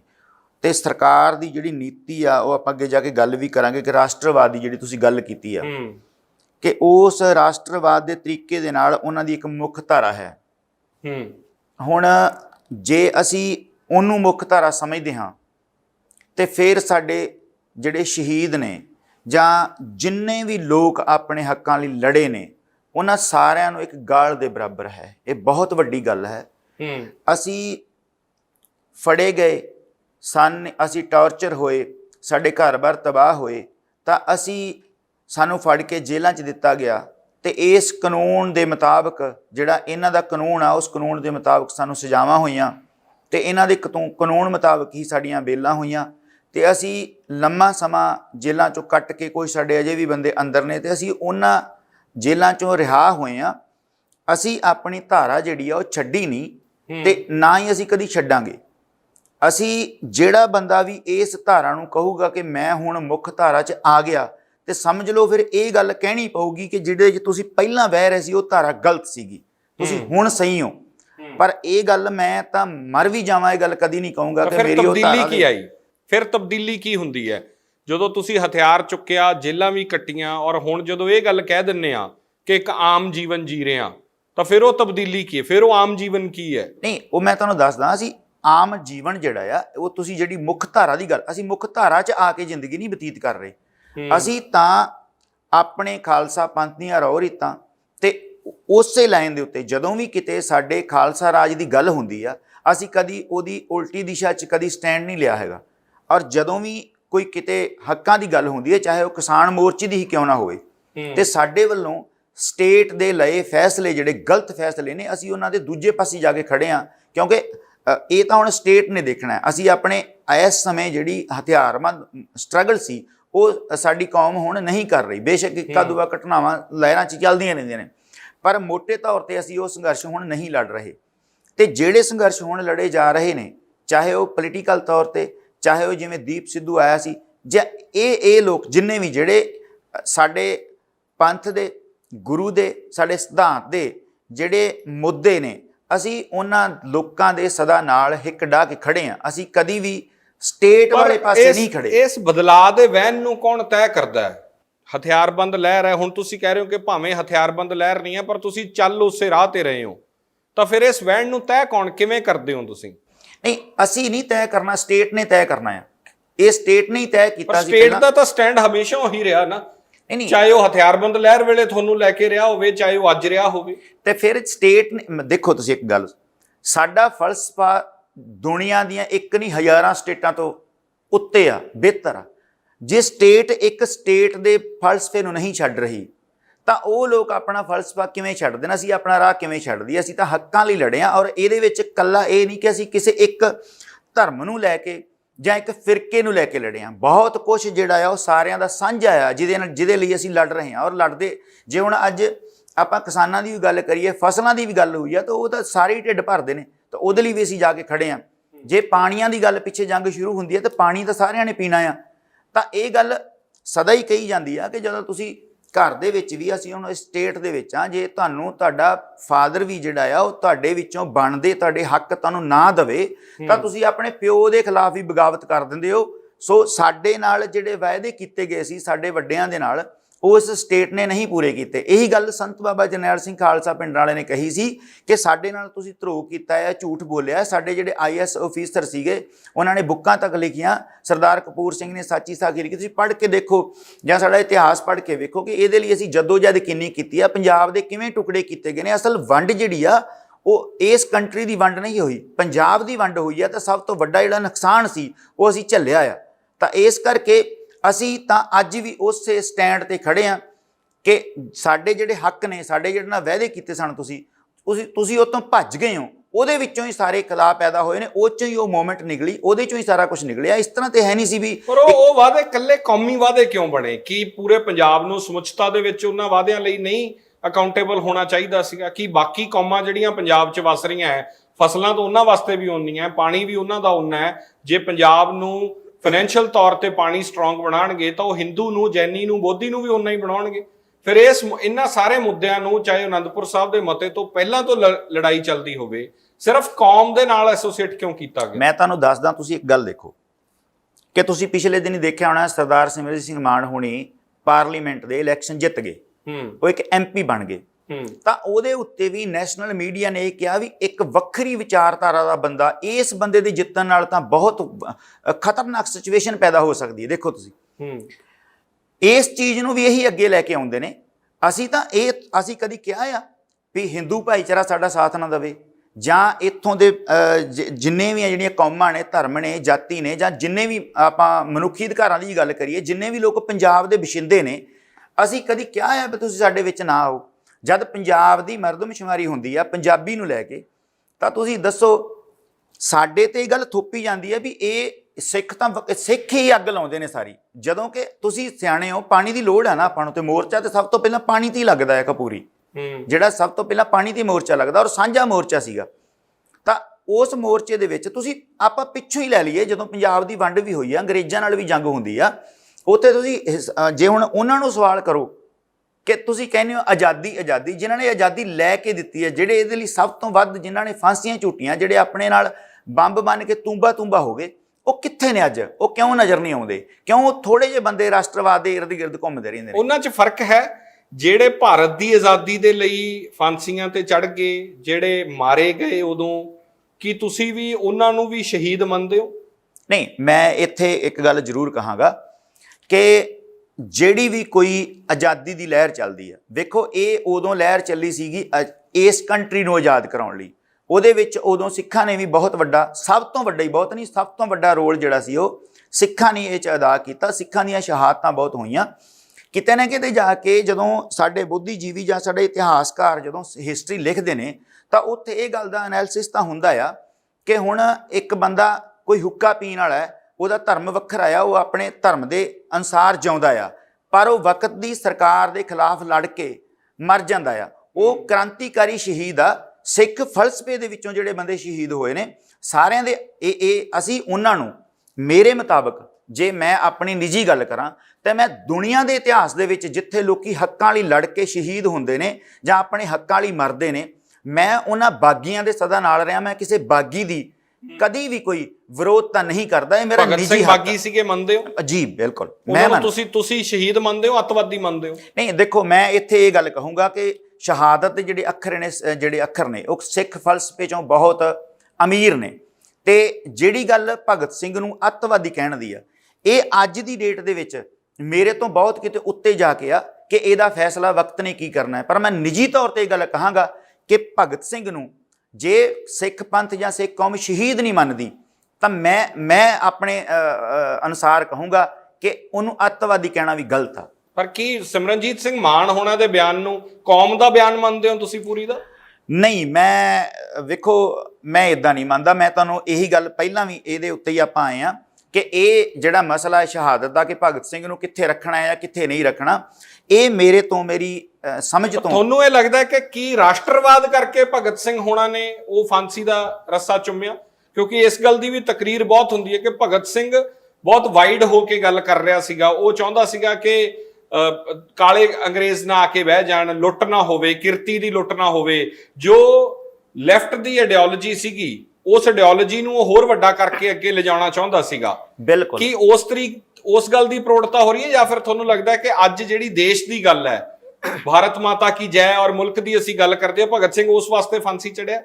ਹਾਂਜੀ, ਬਿਲਕੁਲ। ਉਹ ਇਸੇ ਗੱਲ ਤੇ ਜਿਹੜੀ ਸਿਮਰਨਜੀਤ ਸਿੰਘ ਮਾਨ ਵਾਲੀ ਗੱਲ ਹੈ ਨਾ, ਇਹ ਜੇ ਆਪਾਂ ਖੋਲ ਕੇ ਕਰਾਂਗੇ ਤੇ ਅਸਲ 'ਚ ਇਹ ਗੱਲ ਸੀਗੀ ਕਿ ਜੇ ਤੁਹਾਡੇ ਲਈ ਅੱਜ ਭਗਤ ਸਿੰਘ ਮਾਇਨੇ ਰੱਖਦਾ ਆ, ਭਗਤ ਸਿੰਘ ਮਾਇਨੇ ਰੱਖਦਾ ਇਸ ਲਈ ਵੀ ਉਹਨੇ ਆਜ਼ਾਦੀ ਦੀ ਜੰਗ ਲੜੀ, ਪਰ ਸਾਡੇ ਨਾਲ ਤਾਂ ਤੁਸੀਂ ਬਹੁਤ ਕੁਝ ਕੀਤਾ। ਈਵਨ ਜੋ ਕੁਝ ਤੁਸੀਂ ਸਾਡੇ ਨਾਲ ਕੀਤਾ, ਇਹ ਸ਼ਾਇਦ ਅੰਗਰੇਜ਼ਾਂ ਨੇ ਨਹੀਂ ਕੀਤਾ। ਫਿਰ ਸਾਡੇ ਜਿਹੜੇ ਬੰਦੇ ਲੜੇ ਨੇ ਜਾਂ ਉਸ ਸਮੇਂ ਲੜ ਕੇ ਫਾਂਸੀਆਂ ਝੂਟੇ ਨੇ, ਉਹਨਾਂ ਨੂੰ ਅੱਤਵਾਦੀ ਕਿਉਂ ਕਿਹਾ ਜਾਂਦਾ ਹੈ? ਮਸਲਾ ਇਹ ਨਹੀਂ ਕਿ ਭਗਤ ਸਿੰਘ ਅੱਤਵਾਦੀ ਹੈ ਜਾਂ ਸ਼ਹੀਦ ਹੈ। ਮਸਲਾ ਜਿਹੜਾ ਪਿੱਛੋਂ ਮਸਲਾ ਚੱਲਦਾ ਹੁੰਦਾ, ਹੁਣ ਸਿਮਰਜੀਤ ਸਿੰਘ ਮਾਨ ਇੱਕ ਬਜ਼ੁਰਗ ਆਗੂ ਨੇ, ਹੋ ਸਕਦਾ ਉਹ ਸਮੇਂ ਦੇ ਸਿਰ ਉਸ ਗੱਲ ਨੂੰ ਖੋਲ ਨਾ ਸਕੇ। ਹੁਣ ਮੈਂ ਚਾਹੁੰਦਾ ਕਿ ਤੁਸੀਂ ਉਹਨਾਂ ਨਾਲ ਇੰਟਰਵਿਊ ਵੀ ਕਰੋ ਕਿ ਉਹ ਗੱਲ ਖੋਲਣ ਸਾਰੀ। ਤੁਸੀਂ ਕੀ ਇਹ ਕਹਿਣ ਦੀ ਕੋਸ਼ਿਸ਼ ਕਰ ਰਹੇ ਹੋ ਕਿ ਜਿਹੜੇ ਤੁਹਾਡੇ ਸੰਘਰਸ਼ ਦੇ ਵਿੱਚ, ਲਹਿਰ ਦੇ ਵਿੱਚ, ਹਥਿਆਰਬੰਦ ਸੰਘਰਸ਼ ਦੇ ਵਿੱਚ ਜੋ ਸਿੰਘ ਮਾਰੇ ਗਏ ਉਹ ਅੱਤਵਾਦੀ ਇਸ ਮੁਲਕ ਦੇ ਵੱਲੋਂ ਨਾ ਗਰਦਾਨੇ ਜਾਣ। ਤੁਸੀਂ ਇਹ ਕਹਿਣ ਦੀ ਗੱਲ ਕਰ? ਬਿਲਕੁਲ, ਅਸੀਂ ਤੇ ਕਹਾਂਗੇ ਜੀ, ਕਿਉਂਕਿ ਤੇ ਕਾਨੂੰਨ ਦੀਆਂ ਨਜ਼ਰਾਂ 'ਚੋਂ ਵੀ ਸ਼ਹੀਦ ਹੋਣੇ ਚਾਹੀਦੇ 100% ਜੀ। ਤਾਂ ਫਿਰ ਭਗਤ ਸਿੰਘ ਤਾਂ ਬ੍ਰਿਟਿਸ਼ ਰਾਜ ਦੇ ਮੁਤਾਬਕ ਅੱਤਵਾਦੀ ਸੀਗਾ। ਮੈਂ ਉਹੀ ਗੱਲ ਕਹਿਣਾ ਜੀ, ਬ੍ਰਿਟਿਸ਼ ਉਹਨੂੰ ਅੱਤਵਾਦੀ ਮੰਨਦਾ ਹੈ, ਸਮਝੋ ਮੇਰੀ ਗੱਲ। ਜੇ ਉਹਨੂੰ ਬ੍ਰਿਟਿਸ਼ ਅੱਤਵਾਦੀ ਮੰਨਦਾ ਤੇ ਇਹ ਸਾਨੂੰ ਅੱਤਵਾਦੀ ਮੰਨਦੇ ਨੇ। ਤੇ ਜੇ ਇਹਨਾਂ ਲਈ ਭਗਤ ਸਿੰਘ ਸ਼ਹੀਦ ਆ ਤੇ ਫਿਰ ਅਸੀਂ ਕਿੱਥੇ ਆ? ਫਿਰ ਉਹ ਸੰਤ ਜਰਨੈਲ ਸਿੰਘ ਕਿੱਥੇ ਨੇ? ਇਹ ਗੱਲ ਵੇਖਣੀ, ਉਹ ਗਦਰੀ ਬਾਬੇ ਕਿੱਥੇ ਨੇ? ਉਹ ਜਿਹੜੇ ਬੱਬਰ ਅਕਾਲੀ ਲਹਿਰ ਦੇ ਵਿੱਚ ਜਿਹੜੇ ਸ਼ਹੀਦ ਹੋਏ ਨੇ। ਜੇ ਆਪਾਂ ਭਗਤ ਸਿੰਘ ਨੂੰ ਡਿਫੈਂਡ ਕਰਦੇ ਆ ਤੇ ਧੰਨਾ ਸਿੰਘ ਬਹਿਬਲਪੁਰ ਨੂੰ ਕੌਣ ਕਰੂਗਾ? ਧੰਨਾ ਸਿੰਘ ਬਹਿਬਲਪੁਰ ਜਿਨਨੇ ਚੈਲੰਜ ਕਰਤਾ ਅੰਗਰੇਜ਼ ਹਕੂਮਤ ਨੂੰ ਕਿ ਮੈਂ ਜਿਉਂਦਾ ਨਹੀਂ ਫੜਿਆ ਜਾਊਂਗਾ, ਤੁਸੀਂ ਮੈਨੂੰ ਜਿਉਂਦਾ ਨਹੀਂ ਫੜ ਸਕਦੇ। ਜਦੋਂ ਉਹਨੂੰ ਮੰਨਣਹਾਣੇ ਪਿੰਡ ਤੋਂ ਗ੍ਰਿਫਤਾਰ ਕਰ ਲੈਂਦੇ ਨੇ ਤੇ ਥੋੜੀ ਬਾਹਰ ਜਾ ਕੇ ਐਸਪੀ ਸਮਿਥ ਦੇ ਨਾਲ ਉਹ ਜਾ ਰਹੇ ਨੇ ਤਾਂ ਉੱਥੇ ਉਹ ਆਪਣੇ ਸਰੀਰ ਨੂੰ ਬੰਬ ਨਾਲ ਉਡਾ ਲੈਂਦੇ ਨੇ। 5 ਅਫਸਰ ਵੀ ਮਾਰੇ ਜਾਂਦੇ ਨੇ ਉੱਥੇ। ਧੰਨਾ ਸਿੰਘ ਵੀ ਉੱਥੇ ਸ਼ਹੀਦ ਹੁੰਦਾ ਹੈ। ਕਦੀ ਇਸ ਦੇਸ਼ ਦੇ ਵਿੱਚ ਧੰਨਾ ਸਿੰਘ ਬਹਿਬਲਪੁਰ ਉਹਨਾਂ ਦੀ ਗੱਲ ਹੋਈ ਹੈ? ਕਦੀ ਇਸ ਦੇਸ਼ ਦੇ ਵਿੱਚ ਕੂਕਿਆਂ ਦੀ ਗੱਲ ਹੋਈ ਹੈ ਜਿਹੜੇ ਤੋਪਾਂ ਦੇ ਅੱਗੇ ਬੰਨ ਕੇ ਉਡਾ ਦਿੱਤੇ ਗਏ 60 ਤੋਂ ਉੱਤੇ? ਕਦੀ ਇਦਾਂ ਦੀਆਂ ਗੱਲਾਂ ਹੋਈਆਂ ਨੇ? ਤੁਸੀਂ ਇੱਧਰ ਤੋਂ ਲੈ ਕੇ ਸਿਰੇ ਤੱਕ ਵੇਖ ਲਓ। ਜੇ ਅੱਜ ਸਰਦਾਰ ਭਗਵੰਤ ਸਿੰਘ ਮਾਨ ਦੇ ਕੈਬਨ ਦੇ ਵਿੱਚ ਜਾਂ ਜਿੱਥੇ ਉਹ ਬਹਿੰਦੇ ਨੇ ਮੁੱਖ ਮੰਤਰੀ ਦੀ ਕੁਰਸੀ ਦੇ, ਉਹਦੇ ਪਿੱਛੇ ਵੀ ਜੇ ਇੱਕ ਤਸਵੀਰ ਲੱਗੀ ਆ ਤੇ ਉਹ ਭਗਤ ਸਿੰਘ ਦੀ ਲੱਗੀ ਆ। ਹੁਣ ਦੇਖਣ ਵਾਲੀ ਗੱਲ ਇਹ ਆ ਵੀ ਜਿਹੜੇ ਊਧਮ ਸਿੰਘ ਸੀਗੇ, ਸਰਦਾਰ ਊਧਮ ਸਿੰਘ ਨੇ ਤੁਸੀਂ ਮੈਂ ਟੋਕ ਰਿਹਾ, ਤੁਸੀਂ ਭਗਤ ਸਿੰਘ ਨੂੰ ਅੱਤਵਾਦੀ ਨਹੀਂ ਮੰਨ ਰਹੇ, ਪਰ ਤੁਹਾਨੂੰ ਇਹ ਵੀ ਦਿੱਕਤ ਹੈ ਕਿ ਭਗਤ ਸਿੰਘ ਨੂੰ ਜਿਸ ਤਰੀਕੇ ਨਾਲ ਨਾਇਕ ਬਣਾ ਕੇ ਦੇਸ਼ 'ਚ ਪੇਸ਼ ਕੀਤਾ ਗਿਆ ਉਹ ਵੀ ਉਹਦੇ ਨਾਲ ਵੀ ਸਹਿਮਤ ਨਹੀਂ ਹੋ? ਨਹੀਂ ਸਹਿਮਤ, ਮੈਂ ਬਿਲਕੁਲ ਨਹੀਂ ਸਹਿਮਤ ਹੈਗਾ ਜੀ। ਮੈਂ 100% ਇਸ ਗੱਲ ਸਹਿਮਤ ਨਹੀਂ ਕਿ ਸਾਡੇ ਨਾਲ। ਤੁਸੀਂ ਇੱਕ ਗੱਲ ਵੇਖੋ ਕਿ ਤੁਸੀਂ ਸਦਾ ਪੱਗ ਬੰਨ੍ਹਦੇ ਹੋ, ਪਰ ਇੱਕ ਦਿਨ ਕਿਤੇ ਤੁਸੀਂ ਮਜਬੂਰੀ ਵਸ ਤੁਸੀਂ ਆਪਣੇ ਉਸ ਬਾਗੀ ਸਫ਼ਰ ਦੇ ਵਿੱਚ ਇੱਕ ਦਿਨ ਟੋਪੀ ਪਾ ਲਓ, ਤਾਂ ਕੀ ਇਸ ਕੰਟਰੀ ਨੂੰ ਚਾਹੀਦਾ ਕਿ ਭਗਤ ਸਿੰਘ ਦੇ ਸਿਰ ਤੇ ਟੋਪੀ ਵੀ ਦੇ ਕੇ ਰੱਖੇ ਸਦਾ, ਜਦੋਂ ਕਿ ਉਹ ਟੋਪੀ ਨਹੀਂ ਸੀ ਪਾਉਂਦਾ? ਜਦੋਂ ਡਿਸਓਨ ਕਰ ਰਹੇ ਹੋ ਤੁਸੀਂ ਕਹਿ ਰਹੇ ਹੋ ਕਿ ਅਸੀਂ ਉਹਨੂੰ ਉਸ ਤਰੀਕੇ ਦਾ ਨਾਇਕ ਨਹੀਂ ਮੰਨਣਾ ਚਾਹੁੰਦੇ, ਤਾਂ ਫਿਰ ਤੁਹਾਨੂੰ ਕੀ ਦਿੱਕਤ ਹੈ ਉਹ ਟੋਪੀ ਵਾਲੀ ਤਸਵੀਰ ਲਾਉਣ ਤੇ, ਭਾਵੇਂ ਦਸਤਾਰ ਵਾਲੀ ਲਾਉਣ? ਜਦੋਂ ਤੁਸੀਂ ਡਿਸਓਨ ਕਰ ਰਹੇ ਹੋ, ਨਹੀਂ, ਤੁਸੀਂ ਕਹਿ ਰਹੇ ਹੋ ਕਿ ਸਾਡੇ ਕੋਲੇ ਉਸ ਤੋਂ ਵੱਡੇ ਨਾਇਕ ਪਏ ਨੇ। ਸਾਡੇ ਕੋਲ ਨਹੀਂ, ਉਸ ਲਹਿਰ ਦੀ ਗੱਲ ਕਰਦਾ, ਸਾਰਿਆਂ ਕੋਲ ਹੀ ਨੇ ਸਾਰੇ। ਕੀ ਭਗਤ ਸਿੰਘ ਤੋਂ ਵੱਡਾ ਨਾਇਕ ਸੀਗਾ ਆਜ਼ਾਦੀ ਦੀ ਲੜਾਈ ਦੇ ਵਿੱਚ? ਇੱਕ ਨਹੀਂ, ਸੈਂਕੜੇ ਮੈਂ ਗਿਣਾ ਸਕਣਾ, ਸੈਂਕੜੇ। ਤੁਸੀਂ ਇੱਥੇ ਹੀ ਦੱਸੋ ਭਗਤ ਸਿੰਘ। ਫਿਰ ਜੇ ਤੁਸੀਂ ਇਹ ਮੰਨਦੇ ਹੋ ਕਿ ਵੱਡੇ ਨਾਇਕ ਸੀਗੇ, ਤਾਂ ਫਿਰ ਭਾਵੇਂ ਭਾਰਤ ਦੀ ਹਕੂਮਤ ਟੋਪੀ ਵਾਲੀ ਤਸਵੀਰ 'ਚ ਭਗਤ ਸਿੰਘ ਦਿਖਾਵੇ ਤੇ ਭਾਵੇਂ ਦਸਤਾਰ 'ਚ, ਫਿਰ ਤੁਹਾਨੂੰ ਕੀ ਦਿੱਕਤ ਹੈ? ਸਾਨੂੰ ਦਿੱਕਤ ਇਸ ਗੱਲ ਦੀ ਹੈ, ਜੇ ਉਹਨਾਂ ਲਈ ਭਗਤ ਸਿੰਘ ਸ਼ਹੀਦ ਆ, ਸਰਾਭਾ ਕਿਉਂ ਨਹੀਂ, ਊਧਮ ਸਿੰਘ ਕਿਉਂ ਨਹੀਂ, ਬੱਬਰ ਅਕਾਲੀ ਕਿਉਂ ਨਹੀਂ, ਕੂਕੇ ਕਿਉਂ ਨਹੀਂ, ਗਦਰੀ ਬਾਬੇ ਕਿਉਂ ਨਹੀਂ? ਸਾਨੂੰ ਦਿੱਕਤ ਇਸ ਗੱਲ ਦੀ ਹੈ ਕਿ ਧੱਕੇ ਨਾਲ ਸਾਡੇ ਤੇ ਜਿਹੜੀਆਂ ਚੀਜ਼ਾਂ, ਜਿਹੜਾ ਰਾਸ਼ਟਰਵਾਦ, ਜਿਹੜੀ ਭਗਤ ਸਿੰਘ ਦੀ ਸੋਚ, ਜਿਹੜੀ ਪੰਜਾਬੀ ਨੂੰ ਲੈ ਕੇ ਜਾਂ ਜਿਹੜੀ ਉਸ ਸਮੇਂ ਦੇ ਸਾਈਮਨ ਕਮਿਸ਼ਨ ਨੂੰ ਲੈ ਕੇ ਜਾਂ ਉਹਨਾਂ ਗੱਲਾਂ ਨੂੰ ਲੈ ਕੇ ਜਿਹੜੀ ਭਗਤ ਸਿੰਘ ਦੀ ਸੋਚ ਸੀ, ਉਹ ਅੱਜ ਵੀ ਇਹਨਾਂ ਨੂੰ ਸੂਟ ਕਰਦੀ ਹੈ। ਸਰਾਭੇ ਵਾਲੀ ਸੋਚ ਇਹਨਾਂ ਨੂੰ ਸੂਟ ਨਹੀਂ ਕਰਦੀ। ਕਿਉਂ ਸੂਟ ਨਹੀਂ ਕਰਦਾ ਸਰਾਭਾ? ਤੁਹਾਡੇ ਸਾਹਮਣੇ ਆ। ਭਗਤ ਸਰਾਭਾ ਜਿਹੜਾ ਸਿੱਖ ਫਲਸਫੇ ਚੋਂ ਆਉਂਦਾ ਆ, ਉਹ ਮੰਨਦਾ ਹੈ ਕਿ ਸਿੱਖੀ ਇੱਕ ਉਹ ਇਸ ਪੰਜਾਬ ਦੇ ਔਰ ਗੁਰੂ ਨਾਨਕ ਸਾਹਿਬ ਦੇ ਫਲਸਫੇ ਤੋਂ, ਸ਼ਹੀਦਾਂ ਦੇ ਫਲਸਫੇ ਤੋਂ ਸ਼ਹੀਦ ਹੁੰਦਾ ਹੈ। ਤੁਸੀਂ ਸਿਰਫ ਇਹ ਕਹਿ ਰਹੇ ਹੋ ਕਿ ਕਿਉਂਕਿ ਭਗਤ ਸਿੰਘ ਜਿਹੜਾ ਉਹ ਕਾਮਰੇਡ ਸੀਗਾ, ਭਗਤ ਸਿੰਘ ਕਿਤਾਬ ਲਿਖਦਾ ਮੈਂ ਨਾਸਤਿਕ ਕਿਉਂ ਆ, ਉਹ ਲੈਫਟ ਦੀ ਵਿਚਾਰਧਾਰਾ ਚੋਂ ਪੁੰਗਰਿਆ ਹੋਇਆ ਸੀਗਾ, ਸਿਰਫ ਇਸ ਕਰਕੇ ਭਾਰਤੀ ਹਕੂਮਤ ਨੇ ਉਹਨੂੰ ਵੱਡਾ ਨਾਇਕ ਬਣਾ ਦਿੱਤਾ। ਉਹ ਅੱਜ ਵੀ ਤੁਸੀਂ ਦੇਖੋ ਕਿ ਭਾਰਤੀ ਹਕੂਮਤ ਜਿਹੜੀ ਆ ਜਾਂ ਜਿਹੜੀਆਂ ਉਹਦੀਆਂ ਸਟੇਟਾਂ ਨੇ, ਮੇਰਾ ਇਹ ਸਵਾਲ ਪਹਿਲਾਂ ਵੀ ਸੀ, ਅੱਜ ਵੀ ਉੱਥੇ ਹੀ ਆ। ਬੇਸ਼ੱਕ ਤੁਸੀਂ ਮੈਨੂੰ ਸ਼ਾਇਦ ਤੁਹਾਡੇ ਕੋਲ ਸਮਾਂ ਘੱਟ ਆ, ਜਿਹੜਾ ਮੈਂ ਇਹ ਕਹਿਣਾ ਕਿ ਜੇ ਕੇਜਰੀਵਾਲ ਦੇ ਤੇ ਭਗਵੰਤ ਸਿੰਘ ਮਾਨ ਦੇ ਚੇਤਿਆਂ ਦੇ ਵਿੱਚ ਖਟਕੜ ਕਲਾਂ ਵਸਿਆ ਆ, ਤੇ ਸਨਾਮ ਕਿਉਂ ਨਹੀਂ ਵਸਿਆ ਜਿਹੜਾ ਭਗਤ ਸਿੰਘ ਦਾ ਪਿੰਡ, ਜਿਹੜਾ ਊਧਮ ਸਿੰਘ ਦਾ ਪਿੰਡ ਸਤੌਜ ਤੋਂ ਬਿਲਕੁਲ ਨੇੜੇ ਆ? ਇਸ ਗੱਲ ਨੂੰ ਇਹ ਕਦੀ ਵੀ ਸਾਡੇ ਨਾਲ ਇਸ ਗੱਲ ਦੀ ਡਿਬੇਟ ਨਹੀਂ ਕਰਨਗੇ। ਔਰ ਸਰਦਾਰ ਅਜਮੇਰ ਸਿੰਘ ਉਹਨਾਂ ਨੇ ਚੈਲੰਜ ਕੀਤਾ ਵੀ ਭਗਤ ਸਿੰਘ ਦੀ ਵਿਚਾਰਧਾਰਾ ਤੋਂ ਸਾਡੇ ਨਾਲ ਡਿਬੇਟ ਕਰੋ ਤੁਸੀਂ। ਉਦੋਂ ਅੱਤਵਾਦੀ ਜਾਂ ਸ਼ਹੀਦ ਕਹਿਣ ਵਾਲੀ ਗੱਲ ਤਾਂ ਬਾਅਦ ਦੀ ਆ, ਪਹਿਲਾਂ ਉਹਦੀ ਵਿਚਾਰਧਾਰਾ ਦੇ ਉੱਤੇ ਡਿਬੇਟ ਕਰ ਲੈਣੀ ਵੀ ਭਗਤ ਸਿੰਘ ਦੀ ਅਸਲ ਵਿਚਾਰਧਾਰਾ ਕੀ ਸੀ, ਕਿਉਂ ਭਗਤ ਸਿੰਘ ਨੂੰ ਹੀ ਇੰਨਾ ਉਭਾਰਿਆ ਜਾਂਦਾ। ਇਹ ਗੱਲ ਇੱਕ ਖਾਸ ਗੱਲ ਆ ਕਿ ਬਾਕੀ ਜਿਹੜੇ ਬੰਦੇ ਨੇ ਜਿਹੜੇ ਸ਼ਹੀਦ ਹੋਏ ਨੇ, ਜਿਨ੍ਹਾਂ ਨੇ ਹੱਸ ਕੇ ਫਾਂਸੀਆਂ ਦੇ ਰੱਸੇ ਚੁੰਮੇ ਆ। ਮੈਂ ਗੱਲ ਇਹ ਕਰਨ ਲੱਗਾ ਸੀ ਕਿ ਭਗਤ ਸਿੰਘ ਨੇ ਸਾਂਡਰਸ ਨੂੰ ਮਾਰਿਆ, ਸੁਣਿਓ ਧਿਆਨ ਨਾਲ ਗੱਲ, ਜਦੋਂ ਕਿ ਸਾਂਡਰਸ ਭੁਲੇਖੇ ਨਾਲ ਮਾਰਿਆ ਗਿਆ। ਇਹ ਹਿਸਟਰੀ ਆ, ਵੇਖੋ ਇਹਨੂੰ ਕੋਈ ਵੀ ਸੋਚਦਾ ਮੈਂ ਬਾਗੀ ਰਿਹਾ, ਮੈਂ ਆਪਣੇ ਤਰੀਕੇ ਨਾਲ ਸੋਚ ਰਿਹਾ। ਤਾਂ ਉਸੇ ਤਰੀਕੇ ਨਾਲ ਜਿਹੜਾ ਗਵਰਨਰ ਸੀਗਾ ਪੰਜਾਬ ਦਾ, ਉਹ ਮਾਈਕਲ ਉਡਵਾਇਰ ਸੀਗਾ। ਮਾਈਕਲ ਉਡਵਾਇਰ ਨੇ ਆਰਡਰ ਦਿੱਤਾ ਸੀਗਾ, ਤਾਂ ਉਹ ਗਵਰਨਰ ਸੀ, ਉਸ ਗਵਰਨਰ ਨੂੰ ਸਰਦਾਰ ਊਧਮ ਸਿੰਘ ਨੇ ਜਾ ਕੇ ਉੱਥੇ ਸਜ਼ਾ ਦਿੱਤੀ, ਮਾਰਿਆ। ਠੀਕ ਹੈ ਜੀ। ਔਰ ਉਹਨੇ ਵੀ ਉਸੇ ਹਾਲ 'ਚ ਜਾ ਕੇ, ਕਸਟਮ ਹਾਲ ਦੇ ਵਿੱਚ ਉਹਨੂੰ ਮਾਰਿਆ ਜਾ ਕੇ। ਹੁਣ ਆਪਾਂ ਇਹ ਦੇਖਾਂਗੇ ਵੀ ਭਗਤ ਸਿੰਘ ਵੀ ਫਾਂਸੀ ਲੱਗਦਾ ਤੇ ਊਧਮ ਸਿੰਘ ਵੀ ਫਾਂਸੀ ਲੱਗਦਾ, ਤੇ ਭਗਤ ਸਿੰਘ ਤੋਂ ਪਹਿਲਾਂ ਸਰਦਾਰ ਕਰਤਾਰ ਸਿੰਘ ਸਰਾਭਾ ਫਾਂਸੀ ਲੱਗਦਾ। ਔਰ ਭਗਤ ਸਿੰਘ ਕਹਿੰਦਾ ਆ ਕਿ ਮੇਰਾ ਹੀਰੋ ਜਿਹੜਾ ਆ ਉਹ ਕਰਤਾਰ ਸਿੰਘ ਸਰਾਭਾ ਹੈ। ਭਗਤ ਸਿੰਘ ਦਾ ਹੀਰੋ ਪਾਸੇ ਕਰਕੇ ਤੇ ਭਗਤ ਸਿੰਘ ਨੂੰ ਅੱਗੇ ਉਸ ਵਿਚਾਰਧਾਰਾ ਕਰਕੇ ਲੈ ਕੇ ਆਂਦਾ ਆ, ਜਿਹਨੂੰ ਅਖੌਤੀ ਜਿਹੜਾ ਰਾਸ਼ਟਰਵਾਦ ਹੈ, ਉਹਦੇ ਉੱਤੇ ਤੁਸੀਂ ਜਦੋਂ ਮਰਜ਼ੀ ਮੇਰੇ ਨਾਲ ਗੱਲ ਕਰ ਸਕਦੇ ਹੋ। ਕੋਈ ਰਾਸ਼ਟਰਵਾਦ ਝੂਠਾ ਕੰਟਰੀਬਿਊਸ਼ਨ ਨੂੰ ਝੁਠਲਾਉਂਦੇ ਹੋ ਤੁਸੀਂ? ਕੰਟਰੀਬਿਊਸ਼ਨ ਹੈ ਕਿ ਨਹੀਂ? ਨਹੀਂ, ਉਸ ਨੂੰ ਨਹੀਂ ਮੈਂ ਝੁਠਲਾਉਂਦਾ। ਮੇਰੀ ਗੱਲ ਸੁਣੋ, ਮੈਂ ਤਾਂ ਕਦੀ ਵੀ ਨਹੀਂ, ਜਿਹੜੇ ਬੰਦੇ ਵੀ ਹੱਕਾਂ ਲਈ ਲੜੇ ਨੇ, ਬਾਗੀ ਹੋ ਕੇ ਲੜੇ ਨੇ, ਉਹਨਾਂ ਦਾ ਇੱਕ ਕਦਮ ਕਦਮ ਵੀ ਲਿਖਿਆ। ਉਹਨਾਂ ਨੂੰ ਅਸੀਂ ਕਦੀ ਨਹੀਂ ਇਹ ਕਹਿ ਸਕਦੇ ਵੀ ਕਿਉਂ ਤੇ ਕਿਵੇਂ। ਇਹ ਗੱਲ ਤਾਂ ਹੁਣ ਸਰਦਾਰ ਮਾਨ ਜਾਂ ਜਿਹੜੇ ਸਾਡੇ ਤੋਂ ਉੱਤੇ ਬੁੱਧੀਜੀਵੀ ਨੇ ਜਾਂ ਸਿਆਣੇ ਨੇ, ਜਿਵੇਂ ਸਰਦਾਰ ਅਜਮੇਰ ਸਿੰਘ ਉਹਨਾਂ ਨੇ ਕਿਹਾ ਕਿ ਸਾਡੇ ਨਾਲ ਉਹਦੀ ਵਿਚਾਰਧਾਰਾ ਦੇ ਉੱਤੇ ਬਹਿਸ ਕਰ ਲੈਣ, ਇਹਨਾਂ ਨੂੰ ਕਰਨੀ ਚਾਹੀਦੀ ਆ। ਮੈਂ ਤਾਂ ਸਿਰਫ ਆਪਣੀ, ਮੇਰੀ ਵਿਚਾਰ ਛੋਟੀ ਆ, ਮੇਰੀ ਉਸ ਲੈਵਲ ਦੀ ਮੈਨੂੰ ਸਮਝ ਘੱਟ ਆ, ਪਰ ਮੈਂ ਤਾਂ ਸਿਰਫ ਇੰਨੀ ਗੱਲ ਹੀ ਕਹਿ ਸਕਣਾ ਕਿ ਸਾਡੇ ਉੱਤੇ ਜਿਹੜਾ ਰਾਸ਼ਟਰਵਾਦ ਥੋਪਿਆ ਜਾਂਦਾ, ਅਸਲ 'ਚ ਉਹ ਰਾਸ਼ਟਰਵਾਦ ਨਹੀਂ ਹੈਗਾ, ਤੇ ਨਾ ਹੀ ਕਦੀ ਉਹਦਾ ਤੁਹਾਡਾ ਰਾਸ਼ਟਰਵਾਦ ਕੀ ਹੈ? ਸਾਡਾ ਰਾਸ਼ਟਰਵਾਦ ਤਾਂ ਗੁਰੂ ਨਾਨਕ ਸਾਹਿਬ ਦਾ ਫਲਸਫਾ ਆ, ਸਾਰਿਆਂ ਨੂੰ ਬਰਾਬਰ ਹੋਣਾ ਚਾਹੀਦਾ ਹੈ, ਜਿਹਨੂੰ ਮਨੁੱਖੀ ਅਧਿਕਾਰ ਪਿੱਟਦੇ ਨੇ ਸਾਰੇ।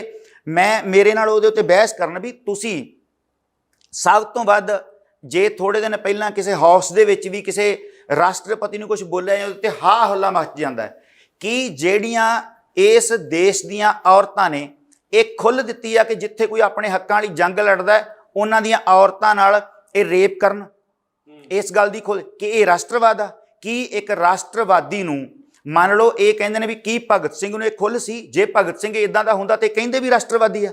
ਜੇ ਭਗਤ ਸਿੰਘ ਦਾ ਜੀਵਨ ਇਦਾਂ ਦਾ ਹੁੰਦਾ, ਇਹਨਾਂ ਤਾਂ ਵੀ ਸਵੀਕਾਰ ਕਰ ਲੈਣਾ ਸੀ। ਇਹ ਉਹਨਾਂ ਬੰਦਿਆਂ ਨੂੰ ਮੈਡਲ ਦਿੰਦੇ ਨੇ। ਮੈਂ ਤੁਹਾਨੂੰ ਔਨ ਦਾ ਰਿਕਾਰਡ ਖਬਰ ਕੇਸ ਦਿਖਾ ਸਕਣਾ, ਜਿਹੜੇ ਬੰਦਿਆਂ ਨੇ ਨਕਸਲਾਈਟ ਦੇ ਨਾਂ ਦੇ ਥੱਲੇ ਇੱਕ ਬੀਬੀ ਨੂੰ ਅਰੈਸਟ ਕਰਕੇ ਉਹਦੇ ਗੁਪਤ ਅੰਗਾਂ ਦੇ ਵਿੱਚ ਪੱਥਰ ਤੱਕ ਤੁੰਨ ਦਿੱਤੇ, ਉਸ ਬੰਦੇ ਨੂੰ ਰਾਸ਼ਟਰਪਤੀ ਮੈਡਲ ਦਿੱਤਾ। ਉਹ ਰਾਸ਼ਟਰਵਾਦੀ ਕਿਵੇਂ ਹੋ ਸਕਦਾ ਆ? ਠੀਕ ਆ, ਉਹ ਬੰਦਿਆਂ ਨੇ ਆਪਣੀ, ਅੱਛਾ ਇੱਕ ਗੱਲ ਹੋਰ, ਉਹ ਸਿੱਖ ਨਹੀਂ ਹੈਗੇ, ਉਹ ਮੁਸਲਮਾਨ ਵੀ ਨਹੀਂ ਹੈਗੇ, ਉਹਨਾਂ ਦਾ ਧਰਮ ਹਿੰਦੂ ਆ, ਔਰ ਉਹ ਆਪਣੇ ਹੱਕਾਂ ਲਈ ਲੜ ਰਹੇ ਨੇ। ਜੇ ਆਪਣੇ ਹੱਕਾਂ ਲਈ ਲੜਨਾ ਅੱਤਵਾਦ ਹੈ ਤਾਂ ਇਹ ਤੁਸੀਂ ਦੇਖੋ ਕਿ ਇਹ ਝੂਠੇ ਰਾਸ਼ਟਰਵਾਦ ਦੇ ਥੱਲੇ ਉਹਨਾਂ ਦੀਆਂ ਔਰਤਾਂ ਨੂੰ ਵੀ ਉਸ ਤਰ੍ਹਾਂ ਟਰੀਟ ਕਰਦੇ ਨੇ। ਜਿਹੜਾ ਵੀ ਹੱਕਾਂ ਦੀ ਗੱਲ ਕਰਦਾ ਆ ਉਹ ਇਹਨਾਂ ਲਈ ਟੈਰਰਿਸਟ ਆ, ਅੱਤਵਾਦੀ ਹੈ। ਇਹਨਾਂ ਨੇ ਉਸ ਖਿੱਤੇ ਦੀਆਂ ਔਰਤਾਂ ਨਾਲ ਜੋ ਕੁਝ ਕੀਤਾ, ਤੁਹਾਡੇ ਰੌਂਗਟੇ ਖੜੇ ਹੋ ਜਾਣਗੇ। ਤੁਸੀਂ ਦੱਸੋ ਕਿ ਇਹ ਕੇਸ ਚੱਲ ਜੇ, ਕੋਰਟ ਦੇ ਵਿੱਚ ਕੇਸ ਚਲਾ ਜਾਏ, BBC ਇਹਨੂੰ ਰਿਪੋਰਟ ਕਰੇ ਕਿ ਬੀਬੀ ਸੋਨੀ ਸੌਰੀ ਨੂੰ ਥਾਣੇ ਦੇ ਵਿੱਚ ਲਿਜਾ ਕੇ ਉਹਦੇ ਗੁਪਤ ਅੰਗਾਂ 'ਚ ਕੰਕਰ ਪੱਥਰ ਧੱਕ ਦਿੱਤੇ ਜਾਣ। ਉਹਦੀਆਂ ਮੇਰੇ ਕੋਲ ਫੋਟੋਆਂ, ਉਹਦਾ ਨਾਂ, ਉਹਦਾ ਪਿੰਡ ਇਸ ਬੁੱਕ ਦੇ ਵਿੱਚ ਮੌਜੂਦ ਹੈ। ਔਰ ਕਿਸੇ ਵੀ ਲੈਫਟ ਨੇ, ਜਿੰਨੇ ਵੀ ਕਾਮਰੇਡ ਨੇ, ਜਾਂ ਦੀਆਂ ਅਖਬਾਰਾਂ ਨੇ, ਜਾਂ ਦੇ ਚੈਨਲ ਨੇ, ਕਿਸੇ ਇੱਕ ਨੇ ਵੀ ਜਾ ਕੇ ਉਹਨਾਂ ਦੀ ਸਟੋਰੀ ਕੀਤੀ ਹੈ ਕਦੀ? ਇਹ ਕੀ ਕਹਿਣਗੇ ਕਿ ਅੱਜ ਦੱਸੋ ਜੀ ਮਾਨ ਸਾਹਿਬ ਨੇ ਆਹ ਗੱਲ ਕਹੀ ਹੈ, ਇਹ ਹਾਂ ਜਾਂ ਨਾ? ਫਲਾਣਾ ਲੀਡਰ ਫਲਾਣਾ ਥਾਂ 'ਤੇ ਜਹਾਜ਼ ਲੈ ਗਿਆ ਸੀ, ਤੁਹਾਨੂੰ ਕਿਵੇਂ ਦਾ ਲੱਗਾ? ਹਾਂ ਜਾਂ? ਇਹ ਕਿਉਂ ਨਹੀਂ ਉੱਥੇ ਜਾ ਕੇ ਉਹਨਾਂ ਦੀ ਪੀੜ ਜਿਹੜੀ ਇਹਨਾਂ ਨੂੰ, ਉਹ ਇਸ ਖਿੱਤੇ ਜੰਮੂ ਕਸ਼ਮੀਰ ਦੇ ਵਿੱਚ 2 ਬੀਬੀਆਂ ਨੂੰ CRPF ਵਾਲਿਆਂ ਨੇ ਬਲਾਤਕਾਰ ਕਰਕੇ ਸੁੱਟ ਦਿੱਤਾ ਨਾਲੇ ਦੇ ਵਿੱਚ। ਉਹ ਕੇਸ ਚੱਲਿਆ, ਕਈ ਕੁਝ ਹੋਇਆ, ਪਰ ਕਿਸੇ ਨੂੰ ਕੋਈ ਇਨਸਾਫ ਨਹੀਂ ਮਿਲਿਆ। CRPF ਨੇ ਪੰਜਾਬ ਦੇ ਵਿੱਚ ਇੱਕ 14 ਸਾਲ ਦੀ ਕੁੜੀ ਨਾਲ ਰੇਪ ਕਰਕੇ ਤਾਂ ਸਜ਼ਾ ਕੀ ਦਿੱਤੀ ਆ ਰਾਸ਼ਟਰਵਾਦ ਨੇ? ਤੁਸੀਂ ਦੇਖੋ, ਰਾਸ਼ਟਰਵਾਦ ਸਜ਼ਾ ਕੀ ਦਿੰਦਾ? ਉਹ ਕੈਂਪ ਨੂੰ ਚੇਂਜ ਕਰ ਦਿੰਦਾ ਆ ਕਿ ਇੱਥੇ ਹੁਣ ਹੋਰ ਕੈਂਪ ਲੈ ਆਓ, ਚਲੋ ਜੇ ਉਹ ਇੱਥੇ ਕਰ ਗਏ ਨੇ ਤੇ ਇਹ ਕੈਂਪ ਚੇਂਜ ਕਰ ਦਿਓ। ਇਹਨਾਂ ਦੀ ਜਿਹੜੇ ਕਹਿੰਦੇ ਨੇ ਭਾਰਤ ਮਾਤਾ ਦੀ ਜੈ, ਉਸ ਭਾਰਤ ਮਾਤਾ ਦੀ ਜੈ ਦੇ ਨਾਅਰੇ ਥੱਲੇ ਤੇ ਜਿਹੜੇ ਇਨਕਲਾਬ ਜਿੰਦਾਬਾਦ ਦੀਆਂ ਝੰਡੀਆਂ ਲੈ ਕੇ ਘੁੰਮਦੇ ਨੇ, ਕਦੀ ਇਹਨਾਂ ਨੇ ਪੰਜਾਬ ਤੋਂ ਬਾਹਰ ਜਾਂ ਉਹਨਾਂ ਸੂਬਿਆਂ 'ਚ ਜਾ ਕੇ ਕਦੀ ਕੋਈ ਪੜਤਾਲ ਕੀਤੀ ਆ ਵੀ ਲੋਕਾਂ ਨਾਲ ਇੱਥੇ ਕੀ ਹੋ ਰਿਹਾ ਆ, ਸਾਡੇ ਨਾਲ ਕੀ ਹੋਇਆ, ਸਾਡੀਆਂ ਧੀਆਂ ਨਾਲ ਕੀ ਹੋਇਆ, ਸਾਡੇ ਨਾਲ ਦਿੱਲੀ 'ਚ ਕੀ ਹੋਇਆ? ਇਹ ਕਿਹੜੇ ਰਾਸ਼ਟਰਵਾਦ ਦੀ ਗੱਲ ਕਰਦੇ ਨੇ? ਫਿਰ ਸਾਨੂੰ ਕਹਿਣਗੇ ਤੁਸੀਂ ਕਹੋ ਆਜ਼ਾਦ ਭਾਰਤ ਦੇ ਵਿੱਚ ਤੁਹਾਨੂੰ ਕੀ ਪ੍ਰੋਬਲਮ ਹੈ? ਤੁਹਾਡਾ ਸਰਦਾਰ ਮੁੱਖ ਮੰਤਰੀ, ਤੁਹਾਡਾ ਪ੍ਰਧਾਨ ਮੰਤਰੀ, ਤੁਹਾਡਾ ਸਰਦਾਰ ਰਾਸ਼ਟਰਪਤੀ ਗਿਆਨੀ ਜੈਲ ਸਿੰਘ, ਤੁਸੀਂ ਦੱਸੋ ਉਹ ਮੁਸਲਮਾਨ ਜਿਹਦੇ ਸਾਹਮਣੇ ਮਸਜਿਦ ਢਹਿ ਕੇ ਮੰਦਿਰ ਬਣ ਜੇ, ਉਹਨੂੰ ਮੁਸਲਮਾਨ ਕੌਣ ਕਹੂਗਾ?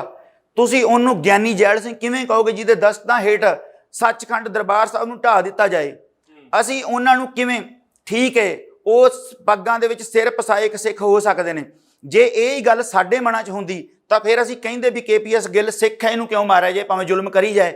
ਇਹਨਾਂ ਦੇ ਵਾਸਤੇ ਜਿਹੜਾ ਰਾਸ਼ਟਰਵਾਦੀ ਆ ਉਹ ਜ਼ੁਲਮ ਕਰੀ ਜਾਏ ਤਾਂ ਉਹਨੇ ਰਾਸ਼ਟਰਵਾਦੀ ਰਹਿਣਾ ਹੈ। ਪਰ ਸਾਡੇ ਮਨਾਂ ਦੇ ਵਿੱਚ ਇਹ ਗੱਲ ਆ ਕਿ ਚਾਹੇ ਉਹ ਸਿੱਖ ਹੈ, ਚਾਹੇ ਉਹ ਹਿੰਦੂ ਹੈ, ਚਾਹੇ ਮੁਸਲਮਾਨ ਹੈ, ਜਿਹੜਾ ਜ਼ਾਲਮ ਹੈ ਉਹ ਜ਼ਾਲਮ ਹੀ ਹੈ। ਤੁਹਾਡੀ ਸੈਪਰੇਟ ਸਟੇਟ ਦੀ ਲੜਾਈ ਹੈ, ਖਾਲਸਾ ਰਾਜ ਦੀ ਜਿਹੜੀ ਤੁਸੀਂ ਗੱਲ ਕਰਦੇ ਹੋ ਸੈਪਰੇਟ ਸਟੇਟ ਹੈ, ਜਾਂ ਤੁਹਾਨੂੰ ਲੱਗਦਾ ਇੱਥੇ ਰਹਿ ਕੇ ਖਾਲਸਾ ਰਾਜ ਸਥਾਪਿਤ ਹੋ ਸਕਦਾ? ਨਹੀਂ, ਸਾਡੇ ਜਿਹੜੇ ਹੱਕ ਤੇ ਹਕੂਕ ਨੇ ਉਹ ਇਹਨਾਂ ਨੇ ਸੁਰੱਖਿਅਤ ਨਹੀਂ ਕੀਤੇ। ਇਸੇ ਕਰਕੇ ਸਾਨੂੰ ਇਸ ਚੀਜ਼ ਦੀ ਲੋੜ ਪਈ ਕਿ ਅਸੀਂ ਇਹਨਾਂ ਨੂੰ ਕਿਹਾ ਕਿ ਸਾਨੂੰ ਵੱਖਰੇ ਕਰ ਦਿਓ। ਇਸੇ ਕਰਕੇ ਜਿਹੜਾ ਬੰਦਾ ਇਸ ਦੇਸ਼ ਦੀ ਆਜ਼ਾਦੀ ਲਈ ਜਿਹੜੀ ਕੌਮ ਨੇ ਸਭ ਤੋਂ ਵੱਧ ਖੂਨ ਵਹਾਇਆ, ਉਹਨਾਂ ਦੇ ਹੀ ਸਭ ਤੋਂ ਪਵਿੱਤਰ ਸਥਾਨ ਦੇ ਉੱਤੇ ਫੌਜ ਚੜੀ ਹੈ, ਉਹਨੂੰ ਫਿਰ ਇਹਨਾਂ ਦੇ ਹੀ ਜਿਹੜੇ ਸਾਡੀ ਜੋ ਸਰਦਾਰ ਸਿਮਰਨਜੀਤ ਸਿੰਘ ਮਾਨ ਗੱਲ ਕਰਦੇ ਨੇ, ਤੁਸੀਂ ਉਹ ਸੇਮ ਲਾਈਨਸ ਦੇ ਉੱਤੇ ਹੋ ਸੈਪਰੇਟ ਸਟੇਟ ਨੂੰ ਲੈ ਕੇ?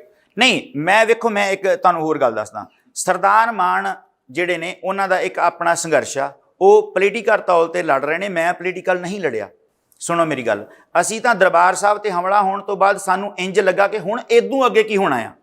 ਜਦ ਸਾਡੀਆਂ ਧੀਆਂ ਨਹੀਂ ਸੇਫ, ਸਾਡੀਆਂ ਇੱਜ਼ਤਾਂ ਨਹੀਂ ਸੇਫ, ਸਾਡੇ ਆਰਮੀ 'ਚ ਰਹੇ ਹੋਏ ਬੰਦੇ ਵੀ ਨਹੀਂ ਸੇਫ, ਉਹਨਾਂ ਨੂੰ ਵੀ ਤੁਸੀਂ ਦਿੱਲੀ ਕਿਸੇ ਸਟੇਸ਼ਨ ਦੇ ਉੱਤੇ ਅੱਗ ਲਾ ਕੇ ਸਾੜ ਦਿੰਦੇ ਹੋ, ਤਾਂ ਫਿਰ ਅਸੀਂ ਸੇਫ ਕਿੱਥੇ ਆ? ਫਿਰ ਅਸੀਂ ਸੇਫ ਤਾਂ ਆ ਕਿ ਸਾਨੂੰ ਸਾਡੀ ਵੱਖਰੀ ਸਟੇਟ, ਅਸੀਂ ਇਕੱਲਾ ਇਹ ਨਹੀਂ, ਸਾਨੂੰ ਇਹਨਾਂ ਨੇ ਕਿਹਾ ਸੀ ਤੁਹਾਨੂੰ ਵੱਖਰੀ ਸਟੇਟ ਦਿਆਂਗੇ, ਸਾਨੂੰ ਇਹਨਾਂ ਨੇ ਕਿਹਾ ਸੀ ਤੁਹਾਨੂੰ ਵੱਖਰਾ ਉਹ ਖਿੱਤਾ ਦਿਆਂਗੇ ਜਿੱਥੇ ਤੁਸੀਂ ਆਜ਼ਾਦੀ ਦਾ ਨਿੱਘ ਮਾਣ ਸਕੋ। ਆਹ ਆਜ਼ਾਦੀ ਦਾ ਨਿੱਘ ਆ ਕਿ ਜਿੱਥੇ ਸਾਡੀਆਂ 14-14 ਸਾਲਾਂ ਦੀਆਂ ਕੁੜੀਆਂ ਨੂੰ ਇਹਨਾਂ ਦੀ ਰਾਸ਼ਟਰਵਾਦ ਦੇ ਥੱਲੇ, ਇਹਨਾਂ ਦੇ ਝੰਡਿਆਂ ਦੇ ਥੱਲੇ ਸਾਡੀਆਂ ਧੀਆਂ ਨਾਲ ਰੇਪ ਹੋਇਆ ਹੋਵੇ। ਇਹ ਰਾਸ਼ਟਰਵਾਦ ਹੈ ਜਿੱਥੇ ਇਹਨਾਂ ਦੇ ਪੁਲਿਸ ਅਫਸਰ ਵਰਦੀ ਪਾ ਕੇ ਕਹਿਣ ਵੀ ਇਹ ਝੋਟੀਆਂ ਤੁਰੀਆਂ ਜਾਂਦੀਆਂ ਨੇ ਤੇ ਸਾਹਣ ਕਿੰਨੇ ਨੇ ਨਾਲ। ਇਹ GBS ਸਿੱਧੂ ਰਾਜ ਚੀਫ ਆਪਣੀ ਇੰਟਰਵਿਊ ਦੇ ਵਿੱਚ ਕਹਿੰਦਾ, ਇਸ ਰਾਸ਼ਟਰਵਾਦ ਨੂੰ ਅਸੀਂ ਕਿਵੇਂ ਪੁੱਜੀਏ? ਇਸ ਕਰਕੇ ਇਹ ਸਾਡੀ ਲੋੜ ਨਹੀਂ ਸੀ, ਸਾਡੀ ਲੋੜ ਇਹਨਾਂ ਨੇ ਬਣਾ ਦਿੱਤੀ ਆ। ਕਿਉਂਕਿ ਅਸੀਂ ਜੇ ਇਸ ਦੇਸ਼ ਨੂੰ ਨਫ਼ਰਤ ਕਰਦੇ ਹੁੰਦੇ, ਜੇ ਇਸ ਕੰਟਰੀ ਨੂੰ ਨਫ਼ਰਤ ਕਰਦੇ, ਜੇ ਅਸੀਂ ਹਿੰਦੂ ਕੌਮ ਤੋਂ ਨਫ਼ਰਤ ਕਰਦੇ ਹੁੰਦੇ ਤੇ ਫਿਰ ਅਸੀਂ ਜਿਨ੍ਹਾਂ ਨਾਲ ਰਹਿੰਦੇ। ਅਸੀਂ ਇਹਨਾਂ ਤੇ ਵਿਸ਼ਵਾਸ ਕੀਤਾ, ਇਹਨਾਂ ਨੇ ਸਾਡਾ ਵਿਸ਼ਵਾਸਘਾਤ ਕੀਤਾ ਆ। ਇਹ ਵਿਸ਼ਵਾਸਘਾਤੀ ਨੇ, ਇਹ ਅੱਜ ਮੰਨ ਵਾਲੇ ਕੱਲ ਮੰਨ, ਇਸ ਗੱਲ ਚੋਂ ਹੀ ਸਾਰੀ ਸਾਨੂੰ ਇਹਨਾਂ ਨੇ ਕਵਰਾਂ 'ਚ ਧੱਕਿਆ, ਸਾਨੂੰ ਇਹਨਾਂ ਨੇ ਹੱਥਾਂ 'ਚ ਹਥਿਆਰ। ਇਹ ਗੌਰਮੈਂਟ ਤੁਸੀਂ ਇਸ ਗੱਲ ਦੀ ਕਲੈਰਿਟੀ ਨਹੀਂ ਦਿੱਤੀ ਕਿ ਮੈਂ ਜਿਵੇਂ ਕਿਹਾ ਸੀ, ਤੁਸੀਂ ਸ਼ੁਰੂ 'ਚ ਗੱਲ ਕੀਤੀ ਕਿ ਖਾਲਸਾ ਰਾਜ ਤੁਸੀਂ ਚਾਹੁੰਦੇ ਹੋ, ਤਾਂ ਉਸ ਖਾਲਸਾ ਰਾਜ ਦਾ ਮਤਲਬ ਕੀ ਭਾਰਤ ਮੁਲਕ ਦੇ ਵਿੱਚ ਰਹਿ ਕੇ ਉਹ ਤੁਸੀਂ ਅਚੀਵ ਕਰ ਸਕਦੇ ਹੋ, ਜਾਂ ਤੁਹਾਡਾ ਮਤਲਬ ਇਹੀ ਹੈ ਕਿ ਤੁਸੀਂ ਸੈਪਰੇਟ ਸਟੇਟ ਚਾਹੁੰਦੇ ਹੋ? ਨਹੀਂ, ਵੇਖੋ, ਅਸੀਂ ਸੈਪਰੇਟ ਚਾਹੁੰਦੇ ਆ, ਇਸ ਕਰਕੇ ਚਾਹੁੰਦੇ ਆ ਕਿ ਜਦੋਂ ਤੁਹਾਨੂੰ ਫਿਰ ਉੱਥੇ ਆਉਣਾ ਪਊਗਾ ਕਿ ਸੈਪਰੇਟ ਸਟੇਟ ਅਸੀਂ ਪਹਿਲਾਂ ਨਹੀਂ ਸੀ ਮੰਗਦੇ। ਸੈਪਰੇਟ ਸਟੇਟ ਤਾਂ ਉਹਨਾਂ ਹੱਕਾਂ ਦੀ ਜੰਗ 'ਚੋਂ ਹੀ ਨਿਕਲੀ ਹੈ ਨਾ। ਸੈਪਰੇਟ ਸਟੇਟ ਐਵੇਂ ਤਾਂ ਨਹੀਂ ਅਸੀਂ ਮੰਗੀ, ਇਹ ਤਾਂ ਗੱਲ ਹੀ ਨਹੀਂ ਹੋਈ। ਗੱਲ ਤਾਂ ਇੱਥੋਂ ਚੱਲੀ, ਸਾਡੇ ਪਾਣੀ, ਸਾਡੇ ਰਿਸੋਰਸਸ, ਸਾਡੇ ਪੰਜਾਬੀ ਬੋਲਦੇ ਇਲਾਕੇ, ਸਾਡੀ ਮਾਂ ਬੋਲੀ, ਸਾਡੀਆਂ ਜਿਹੜੀਆਂ ਮੰਗਾਂ ਸੀਗੀਆਂ, ਜਿਹੜੀਆਂ ਬਿਲਕੁਲ ਜਾਇਜ਼ ਸੀ, ਉਹਨਾਂ ਨੂੰ ਇੱਕ ਅੜੀਅਲ ਪ੍ਰਧਾਨ ਮੰਤਰੀ ਨੇ ਕਿਸ ਤਰੀਕੇ ਨਾਲ ਉਹਨਾਂ ਨੂੰ ਕੁਚਲਿਆ। ਉਸ ਤੋਂ ਬਾਅਦ ਦਰਬਾਰ ਸਾਹਿਬ ਤੇ ਹਮਲਾ ਹੋਇਆ, ਉਹਦੇ ਵਿੱਚੋਂ ਇਹ ਗੱਲ ਨਿਕਲੀ ਕਿ ਅਸੀਂ ਹੁਣ ਤੁਹਾਡੇ ਨਾਲ ਨਹੀਂ ਰਹਿਣਾ, ਅਸੀਂ ਨਹੀਂ ਤੁਹਾਡੇ ਨਾਲ ਰਹਿਣਾ। ਜਦੋਂ ਤੁਸੀਂ ਹੁਣ ਤੁਸੀਂ ਤੁਹਾਡੇ ਫਾਦਰ, ਤੁਹਾਡੀ ਘਰ ਵਾਲੀ ਨੂੰ ਚੁੱਕ ਕੇ ਲੈ ਜਾਣਾ, ਤੁਹਾਡੇ ਬੱਚਿਆਂ ਨੂੰ ਮਾਰ ਦੇਣਾ, ਤੁਹਾਡੀ ਸਭ ਤੋਂ ਮੁਕੱਦਸ ਜਗ੍ਹਾ ਦੇ ਉੱਤੇ ਟੈਂਕ ਚੜਾ ਦੇਣਾ, ਤੁਸੀਂ ਸਾਰੀ ਪੰਚਾਇਤ ਦੁਨੀਆ ਦੀ ਇਕੱਠੀ ਹੋ ਕੇ ਵੀ ਆ ਜੇ, ਤੁਸੀਂ ਕਹੋਗੇ ਕਿ ਮੈਂ ਹੁਣ ਆਪਣੇ ਪਿਓ ਨਾਲ ਰਵਾਂਗਾ, ਜਾਂ ਮੈਂ ਆਪਣੇ ਵੱਡੇ ਭਰਾ ਨਾਲ ਰਵਾਂਗਾ, ਜਾਂ ਜਿਨ੍ਹਾਂ ਨਾਲ ਮੈਂ ਸਾਂਝਾ ਸੀ ਹੁਣ ਮੇਰੇ ਨਾਲ ਕੋਈ ਸੀਰ ਰਹੂਗਾ। ਜਦ ਇਸ ਹੱਦ ਤੱਕ ਗੱਲ ਹੀ ਚਲੀ ਜਾਏ, ਜਦ ਛੋਟੇ ਬੱਚਿਆਂ ਨੂੰ ਫੜ ਕੇ ਉਸ ਮੁਕੱਦਸ ਥਾਂ ਦੇ ਉੱਤੇ ਭ੍ਰਸ਼ਟ ਮਾਰੇ ਜਾਣ, ਉਹ ਗੱਲਾਂ ਕਿਹਨੇ ਲਿਖੀਆਂ ਨੇ? ਉਹ ਆਰਮੀ ਜਰਨਲਾਂ ਨੇ ਲਿਖੀਆਂ ਨੇ, ਉਹ ਗੱਲਾਂ ਇਹਨਾਂ ਦੇ DCਆਂ ਨੇ ਲਿਖੀਆਂ ਨੇ, ਉਹ ਪੱਤਰਕਾਰਾਂ ਨੇ ਲਿਖੀਆਂ ਨੇ, ਉਹ ਸਤੀਸ਼ ਜੈਕਬ ਵਰਗਿਆਂ ਨੇ ਲਿਖੀਆਂ ਨੇ। ਅਸੀਂ ਤਾਂ ਨਹੀਂ ਉਹ ਲਿਖੀਆਂ ਜੋ ਕੁਛ ਉੱਥੇ ਦਰਬਾਰ ਸਾਹਿਬ। ਤੁਹਾਨੂੰ ਲੱਗਦਾ ਉਸ ਰਵੱਈਏ 'ਚ ਕੋਈ ਤਬਦੀਲੀ ਆਈ ਹੈ ਜੋ 30 ਸਾਲ ਪਹਿਲਾਂ ਵਾਪਰਿਆ, ਔਰ ਹੁਣ ਦੀ ਜੋ ਅਪਰੋਚ ਹੈ, ਕੀ ਉਹਦੇ ਪ੍ਰਤੀ ਕੋਈ ਤਬਦੀਲੀ ਆਈ ਹੈ? ਜਿਹੜੇ ਖੱਲ ਬਚਾਉਣ ਵਾਲੇ ਲੋਕ ਹੁੰਦੇ ਨੇ ਉਹ ਤਬਦੀਲੀਆਂ ਦੱਸਦੇ ਨੇ। ਤਬਦੀਲੀ ਦਾ ਮਤਲਬ ਇਹ ਹੁੰਦਾ ਆ ਕਿ ਤੁਹਾਡੇ ਨਾਲ ਸਟੇਟ ਕਿਵੇਂ ਵਰਤਾਰਾ ਕਰ ਰਹੀ ਆ। ਸਟੇਟ ਇੱਕ ਕੰਧ ਦੇ ਉੱਤੇ ਕੋਈ ਬੰਦਾ ਸਲੋਗਨ ਲਿਖਦਾ ਆ ਤੇ ਉਹਨੂੰ ਚੁੱਕ ਕੇ ਜੇਲ੍ਹ 'ਚ ਠੋਕ ਦਿੰਦੀ ਆ, ਪਰ ਇੱਥੇ ਕਿਸੇ ਘੱਟ ਗਿਣਤੀ ਦੀ ਔਰਤ ਨੂੰ ਮੋਨਾ ਕਰਕੇ, ਉਹਦੇ ਵਾਲ ਕੱਟ ਕੇ, ਉਹਦੇ ਗੁਪਤਾਂ ਜਾਂ ਮਿਰਚਾਂ ਪਾ ਕੇ ਤੇ ਉਹਨੂੰ ਸੜਕ ਤੇ ਘੁਮਾ ਕੇ ਤੇ ਉਹ ਸੁਸਾਈਡ ਕਰ ਲੈਂਦੀ ਆ, ਉਦੋਂ ਤਾਂ ਦਿੱਲੀ ਨਹੀਂ ਬਲਦੀ ਹੈਗੀ। ਇਹ ਜੇ ਕੱਲ੍ਹ ਦੀ ਗੱਲ ਆ, ਦਿੱਲੀ ਦੇ ਵਿੱਚ ਤੁਹਾਨੂੰ ਸਾਰਿਆਂ ਨੂੰ ਪਤਾ ਹੋਇਆ ਆ, ਉਹਨਾਂ ਬੰਦਿਆਂ ਨੂੰ ਸਜ਼ਾ ਨਹੀਂ ਦਿੱਤੀ ਜਾਂਦੀ। ਸਾਡਾ ਮਤਲਬ ਇਹ ਆ ਵੀ ਇਹ ਅਪਰਾਧ ਉਸ ਅਪਰਾਧ ਨਾਲੋਂ ਵੱਡਾ ਜਾਂ ਛੋਟਾ ਆ। ਇਸ ਗੱਲ ਨੂੰ ਕਿਸੇ ਹੋਰ ਤਰੀਕੇ ਨਾਲ ਨਜਿੱਠਿਆ ਜਾ ਸਕਦਾ ਆ, ਪਰ ਇਹਦਾ ਇਹ ਮਤਲਬ ਨਹੀਂ ਵੀ 10 ਬੰਦੇ ਫੜੇ ਵੀ ਉਹਨਾਂ ਨੇ ਖਾਲਿਸਤਾਨ ਕੰਧ ਤੇ ਲਿਖਦਾ। ਸੁਪਰੀਮ ਕੋਰਟ ਤਾਂ ਕਹਿੰਦਾ ਵੀ ਤੁਸੀਂ ਗੱਲ ਕਰ ਸਕਦੇ ਹੋ, ਤੁਸੀਂ ਬੋਲ ਸਕਦੇ ਹੋ, ਫਿਰ ਲਿਖ ਵੀ ਕਿਉਂ ਨਹੀਂ ਸਕਦੇ? ਜੋ ਤੁਸੀਂ ਕੀਤਾ ਹਥਿਆਰਬੰਦ ਲਹਿਰ ਦੇ ਵਿੱਚ ਬਹੁਤ ਸਾਰੇ ਲੋਕ ਤੁਹਾਡੇ ਹੱਥੋਂ ਮਾਰੇ ਵੀ ਗਏ ਹੋ ਸਕਦੇ ਆ। ਤੁਸੀਂ ਰਾਮ ਰਹੀਮ ਦੇ ਉੱਤੇ ਵੀ ਅਟੈਕ ਕੀਤਾ, ਕੀ ਇਹ ਐਕਟ ਆਫ ਟੈਰਰਿਜ਼ਮ ਮੰਨਦੇ ਹੋ? ਨਹੀਂ, ਦੇਖੋ ਇੱਥੇ ਦੋ ਗੱਲਾਂ ਨੇ। ਆਪਾਂ ਸ਼ੁਰੂ ਤੋਂ ਜੇ ਗੱਲ ਕਰਨੀ ਹੈ ਵੀ ਕਿਹੜੇ ਬੰਦੇ ਮਾਰੇ ਜਾਂ ਕਿਉਂ ਮਾਰੇ, ਜਾਂ ਰਾਮ ਰਹੀਮ ਦੀ ਵੀ ਗੱਲ ਕਰਨੀ, ਮੈਂ ਤੁਹਾਨੂੰ ਉਹ ਵੀ ਦੱਸ ਦੇਣਾ। ਕੀ ਐਕਟ ਆਫ ਟੈਰਰਿਜ਼ਮ ਹੈ ਜਾਂ ਨਹੀਂ, ਮੈਂ ਇਹ ਪੁੱਛ ਰਿਹਾ ਤੁਹਾਡੇ ਮੁਤਾਬਕ। ਇਹਨੂੰ ਖੋਲਣਾ ਪਊਗਾ ਨਾ, ਤੁਸੀਂ ਇਹਨੂੰ ਐਕਟ ਆਫ ਟੈਰਰਿਜ਼ਮ ਮੰਨਦੇ ਹੋ ਕਿ ਨਹੀਂ? ਇਹਨੂੰ ਖੋਲਣਾ ਪਊਗਾ ਵੀ ਇਹਨੂੰ ਟੈਰਰਿਜ਼ਮ ਕਿਵੇਂ ਕਿਹਾ ਜਾ ਸਕਦਾ ਹੈ।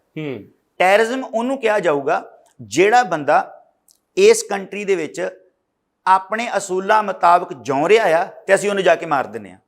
ਜਿਹੜਾ ਬੰਦਾ ਇੱਕ ਵੱਡੀ ਉੱਚੀ ਥਾਂ ਤੇ ਬਹਿ ਕੇ ਕਬੱਡੀ ਖੇਡਦੀਆਂ ਕੁੜੀਆਂ ਦੇ ਵਿੱਚੋਂ ਇਹ ਗੱਲ ਸਿਲੈਕਟ ਕਰਦਾ ਵੀ ਕਿਹੜੀ ਕੁੜੀ ਸੋਹਣੀ ਆ, ਤੇ ਉਹਨੂੰ ਆਪਣੇ ਹਰਮ 'ਚ ਲਿਜਾ ਕੇ ਉਹਦੇ ਨਾਲ ਬਲਾਤਕਾਰ ਕਰਦਾ ਆ, ਤੇ ਸਟੇਟ ਉਹਨੂੰ ਫੜਦੀ ਨਹੀਂ ਹੈਗੀ, ਸਟੇਟ ਉਹਨੂੰ Z+ ਸਿਕਿਉਰਿਟੀ ਦਿੰਦੀ ਆ, ਸਟੇਟ ਉਹਦੇ ਘਰਾਓ ਕਰਨ ਤੇ ਸਾਡੇ ਬੰਦੇ ਮਾਰ ਦਿੰਦੀ ਆ, ਤਾਂ ਫਿਰ ਸਾਡੇ ਕੋਲ ਰਾਹ ਕੀ ਰਹਿ ਜਾਂਦਾ ਆ? ਗੁਰੂ ਗ੍ਰੰਥ ਸਾਹਿਬ ਵਾਲਾ ਤੁਹਾਡੇ ਸਾਹਮਣੇ ਆ। 7 ਸਾਲ ਹੋ ਗਏ ਨੇ, ਇੰਨਾ ਕੁਝ ਮਹੀਨਿਆਂ ਦੇ ਵਿੱਚ 5 ਤਾਂ ਇਹਨਾਂ ਨੇ ਐਡਵੋਕੇਟ ਜਨਰਲ ਹੀ ਚੇਂਜ ਕਰ ਦਿੱਤੇ ਨੇ। ਸਾਨੂੰ ਇਨਸਾਫ ਜਦੋਂ ਨਹੀਂ ਦੇਣਗੇ ਤਾਂ ਫਿਰ ਉਹਦੇ ਚੋਂ ਇਹ ਗੱਲਾਂ ਸੁਭਾਵਿਕ ਹੀ ਨਿਕਲਣਗੀਆਂ ਜੀ। ਮੇਰਾ ਸਵਾਲ ਫਿਰ ਤੁਸੀਂ ਜਵਾਬ ਨਹੀਂ, ਹਾਂ ਜਾਂ ਨਾ ਜਵਾਬ ਨਹੀਂ ਦਿੱਤਾ। ਕਿਵੇਂ ਜੀ? ਮੈਨੂੰ ਪੰਜਾਬੀ 'ਚ ਸਮਝਾਓ। ਕੀ ਤੁਸੀਂ ਇਹਨੂੰ ਅੱਤਵਾਦ ਮੰਨਦੇ ਹੋ ਜਾਂ ਨਹੀਂ? ਨਹੀਂ ਮੰਨਦਾ ਜੀ, ਬਿਲਕੁਲ ਨਹੀਂ ਮੰਨਦਾ। ਅੱਤਵਾਦ ਸ਼ਬਦ ਹੀ ਗਲਤ ਹੈ। ਅੱਤਵਾਦ ਤਾਂ ਸ਼ਬਦ ਹੀ ਜੋ ਕਸ਼ਮੀਰ 'ਚ ਵਾਪਰ ਰਿਹਾ ਹੈ ਤੇ ਕਸ਼ਮੀਰੀ ਲੋਕ ਜੋ ਲੜਾਈ ਲੜ ਰਹੇ ਨੇ, ਹਰ ਰੋਜ਼ ਉੱਥੇ ਜੋ ਵਿਅਕਤੀ ਮਾਰੇ ਜਾਂਦੇ ਨੇ ਔਰ ਬਾਅਦ 'ਚ ਇਹ ਖਬਰ ਆਉਂਦੀ ਹੈ ਕਿ ਇੰਨੇ ਅੱਤਵਾਦੀ ਮਾਰਤੇ, ਤੁਸੀਂ ਉਸ ਨਾਲ ਵੀ ਸਹਿਮਤ ਨਹੀਂ ਹੈਗੇ? ਨਹੀਂ, ਮੈਨੂੰ ਤੇ ਅੱਤਵਾਦੀ ਸ਼ਬਦ ਤੋਂ ਹੀ ਘਿਰਨਾ ਆ। ਪਹਿਲੀ ਗੱਲ ਸੁਣ ਲਓ ਇੱਕ ਮਿੰਟ, ਕਿ ਜੰਮੂ ਕਸ਼ਮੀਰ ਦੀ ਲੜਾਈ ਹੋ ਕਿਉਂ ਰਹੀ ਆ? ਆਪਾਂ ਉੱਥੇ ਆਏ ਨਾ ਜਿੱਥੇ ਗੱਲ ਚੱਲ ਰਹੀ ਆ। ਆਪਾਂ ਇਸ ਗੱਲ ਤੇ ਕਿਉਂ ਨਹੀਂ ਆਉਂਦੇ ਵੀ ਗੱਲ ਪੈਦਾ ਕਿਉਂ ਹੋਈ ਆ? ਜਦੋਂ ਦਾ ਝੰਡਾ ਵੱਖਰਾ ਝੂਲਦਾ ਸੀ, ਜਦੋਂ ਸੁਤੰਤਰ ਸੀਗੇ, ਉਹਨਾਂ ਨੂੰ ਆਪਣੇ ਕਬਜ਼ੇ ਹੇਠ ਕਰ ਲਿਆ। ਉਹਨਾਂ ਦੀਆਂ ਜੋ ਕੁਝ ਉਸ ਕੌਮ ਨਾਲ ਹੋ ਰਿਹਾ ਆ ਜੰਮੂ ਕਸ਼ਮੀਰ ਦੀ ਧਰਤੀ ਦੇ ਉੱਤੇ, ਤੁਸੀਂ ਸੋਚ ਵੀ ਨਹੀਂ ਸਕਦੇ, ਤੁਸੀਂ ਉੱਥੇ ਪਹੁੰਚ ਵੀ ਨਹੀਂ ਸਕਦੇ, ਕੋਈ ਕਵਰੇਜ ਨਹੀਂ ਕਰ ਸਕਦੇ ਸੱਚੀ ਸੁੱਚੀ। ਕਿਵੇਂ ਸਾਡੇ ਲੋਕਾਂ ਨੂੰ ਆਰਮੀ ਨੇ ਮਾਰ ਕੇ ਤੇ ਉਹਨਾਂ ਦਾ ਨਾਂ ਲਾਤਾ ਤੇ ਕਹਿਤਾ ਕਿ ਅੱਤਵਾਦੀਆਂ ਨੇ ਮਾਰੇ ਨੇ। ਹੁਣ ਉਸ ਆਰਮੀ ਨੂੰ ਅੱਤਵਾਦੀ ਕਿਉਂ ਨਹੀਂ ਕਹਿੰਦਾ ਇਹ ਰਾਸ਼ਟਰਵਾਦ? ਛੱਤੀ ਸਿੰਘਪੁਰਾ ਦੇ ਵਿੱਚ ਜਿਵੇਂ ਸਾਡੇ ਬੰਦੇ ਮਾਰ ਕੇ ਇਹਨਾਂ ਨੇ, ਆਰਮੀ ਨੇ ਮਾਰ ਕੇ ਤੇ ਨਾਂ ਲਾਤਾ ਕਸ਼ਮੀਰੀ ਖਾੜਕੂਆਂ ਦਾ, ਤੇ ਉਹਨਾਂ ਨੂੰ ਕਿਹਾ ਵੀ ਅੱਤਵਾਦੀ ਕਰ ਆਇਆ। ਜਦ ਇਹ ਗੱਲ ਪ੍ਰੂਫ ਹੋ ਗਈ ਆ ਕਿ ਉਹ ਖਾੜਕੂਆਂ ਨੇ ਨਹੀਂ ਮਾਰੇ, ਫਿਰ ਜਿਨ੍ਹਾਂ ਨੇ ਮਾਰੇ ਨੇ ਉਹ ਇਹ ਮੀਡੀਆ ਚੀਕ ਕੇ ਉਹਨਾਂ ਨੂੰ ਕਿਉਂ ਨਹੀਂ ਕਹਿੰਦਾ ਕਿ ਆਰਮੀ ਦਾ ਅੱਤਵਾਦੀ ਕਰ ਆ? ਕਿਉਂ ਨਹੀਂ ਕਹਿੰਦੇ ਜੀ? ਅਖੰਡ ਭਾਰਤ ਦਾ ਕਨਸੈਪਟ ਨਹੀਂ ਜੱਚਦਾ ਤੁਹਾਨੂੰ? ਕਿਵੇਂ ਜੱਚਦਾ ਤੁਸੀਂ ਦੱਸੋ? ਕਿਵੇਂ ਜੱਚਦਾ? ਅਖੰਡਤਾ ਨਹੀਂ ਜੱਚਦੀ ਕਿ ਇਹੀ ਤਾਂ ਗੱਲ ਹੈ ਕਿ ਭਾਰਤ ਦੀ ਏਕਤਾ ਤੇ ਅਖੰਡਤਾ ਦੇ ਲਈ ਕਿਸੇ ਸੋਨੀ ਸੌਰੀ ਨੂੰ ਥਾਣੇ ਦੇ ਵਿੱਚ ਲਿਜਾ ਕੇ ਉਹਦੇ ਗੁਪਤ ਅੰਗਾਂ 'ਚ ਜਿਹੜੇ ਪੱਥਰ ਧੱਕ ਦਿੱਤੇ ਜਾਣ। ਔਰ ਇੱਕ ਸਿਤਮ ਦੀ ਗੱਲ, ਮੈਂ ਜਿਹੜੀ ਬੁੱਕ ਫੜੀ ਆ, ਇਹ ਕਿਸੇ ਕਾਮਰੇਡ ਨੇ ਨਹੀਂ ਲਿਖੀ ਜਾਂ ਕਿਸੇ ਇਹਨਾਂ ਦੇ ਚੈਨਲ ਨੇ ਨਹੀਂ ਲਿਖੀ, ਇਹ ਵੀ ਇੱਕ ਉਸ ਪੀੜ ਚੋਂ ਨਿਕਲੇ ਹੋਏ ਬਲਜੀਤ ਸਿੰਘ ਖਾਲਸਾ ਨੇ ਲਿਖੀ ਆ। ਤਾਂ ਇਹਦੀ ਜਿਹੜਾ ਟਾਈਟਲ ਆ ਉਹ ਹੈ ਬਲਾਤਕਾਰੀ ਪੁਲਿਸ ਫੋਰਸਾਂ। ਬਲਾਤਕਾਰੀ ਪੁਲਿਸ ਫੋਰਸਾਂ। ਜਿਸ ਸਟੇਟਾਂ ਦੇ ਵਿੱਚ ਆਰਮੀ ਦੇ ਇਸ ਜ਼ੁਲਮ ਤੋਂ ਤੰਗ ਆ ਕੇ ਸੈਂਕੜੇ ਔਰਤਾਂ 2003-04 ਦੇ ਵਿਚਾਲੇ ਜੇ ਆਪਣੇ ਸਾਰੇ ਕੱਪੜੇ ਲਾਹ ਕੇ ਤੇ ਸੜਕ ਦੇ ਉੱਤੇ ਨੰਗੀਆਂ ਤੁਰ ਪੈਣ ਤੇ ਆਰਮੀ ਨੂੰ ਚੀਕ ਕੇ ਆਵਾਜ਼ਾਂ ਮਾਰਨ ਕੇ ਸਾਡੇ ਨਾਲ ਕਰੋ ਬਲਾਤਕਾਰ, ਉਹਨੂੰ ਅਖੰਡ ਭਾਰਤ ਕਹਿੰਦੇ ਆਪਾਂ। ਅਖੰਡ ਭਾਰਤ ਦੀ ਪਰਿਭਾਸ਼ਾ ਇਹ ਪਹਿਲਾਂ ਸਿੱਖਣ ਕੇ ਲੋਕਾਂ ਨੂੰ ਨਿਆਂ ਦੇਣਾ ਆ, ਫਿਰ ਇਹ ਗੱਲਾਂ ਟਲਣਗੀਆਂ। ਜਿੰਨਾ ਚਿਰ ਲੋਕਾਂ ਨਾਲ ਨਿਆਂ ਨਹੀਂ ਹੋਊਗਾ, ਤੁਸੀਂ ਆਪਣੇ ਆਪ 'ਚ ਕਿੰਨੇ ਸ਼ਰਮ ਦੀ ਗੱਲ ਹੈ ਕਿ ਇੱਕ ਔਰਤਾਂ ਨੰਗੀਆਂ ਹੋ ਕੇ ਇਸ ਗੱਲ ਹੀ ਤੁਰ ਪੈਂਦੇ ਨੇ। ਕੱਪੜੇ ਲਾਣੇ ਜਿਹੜੇ ਨੇ ਕਿਸੇ ਔਰਤ ਲਈ ਇਹ ਮਰਨ ਤੋਂ ਕਿਤੇ ਜ਼ਿਆਦਾ ਔਖਾ ਆ।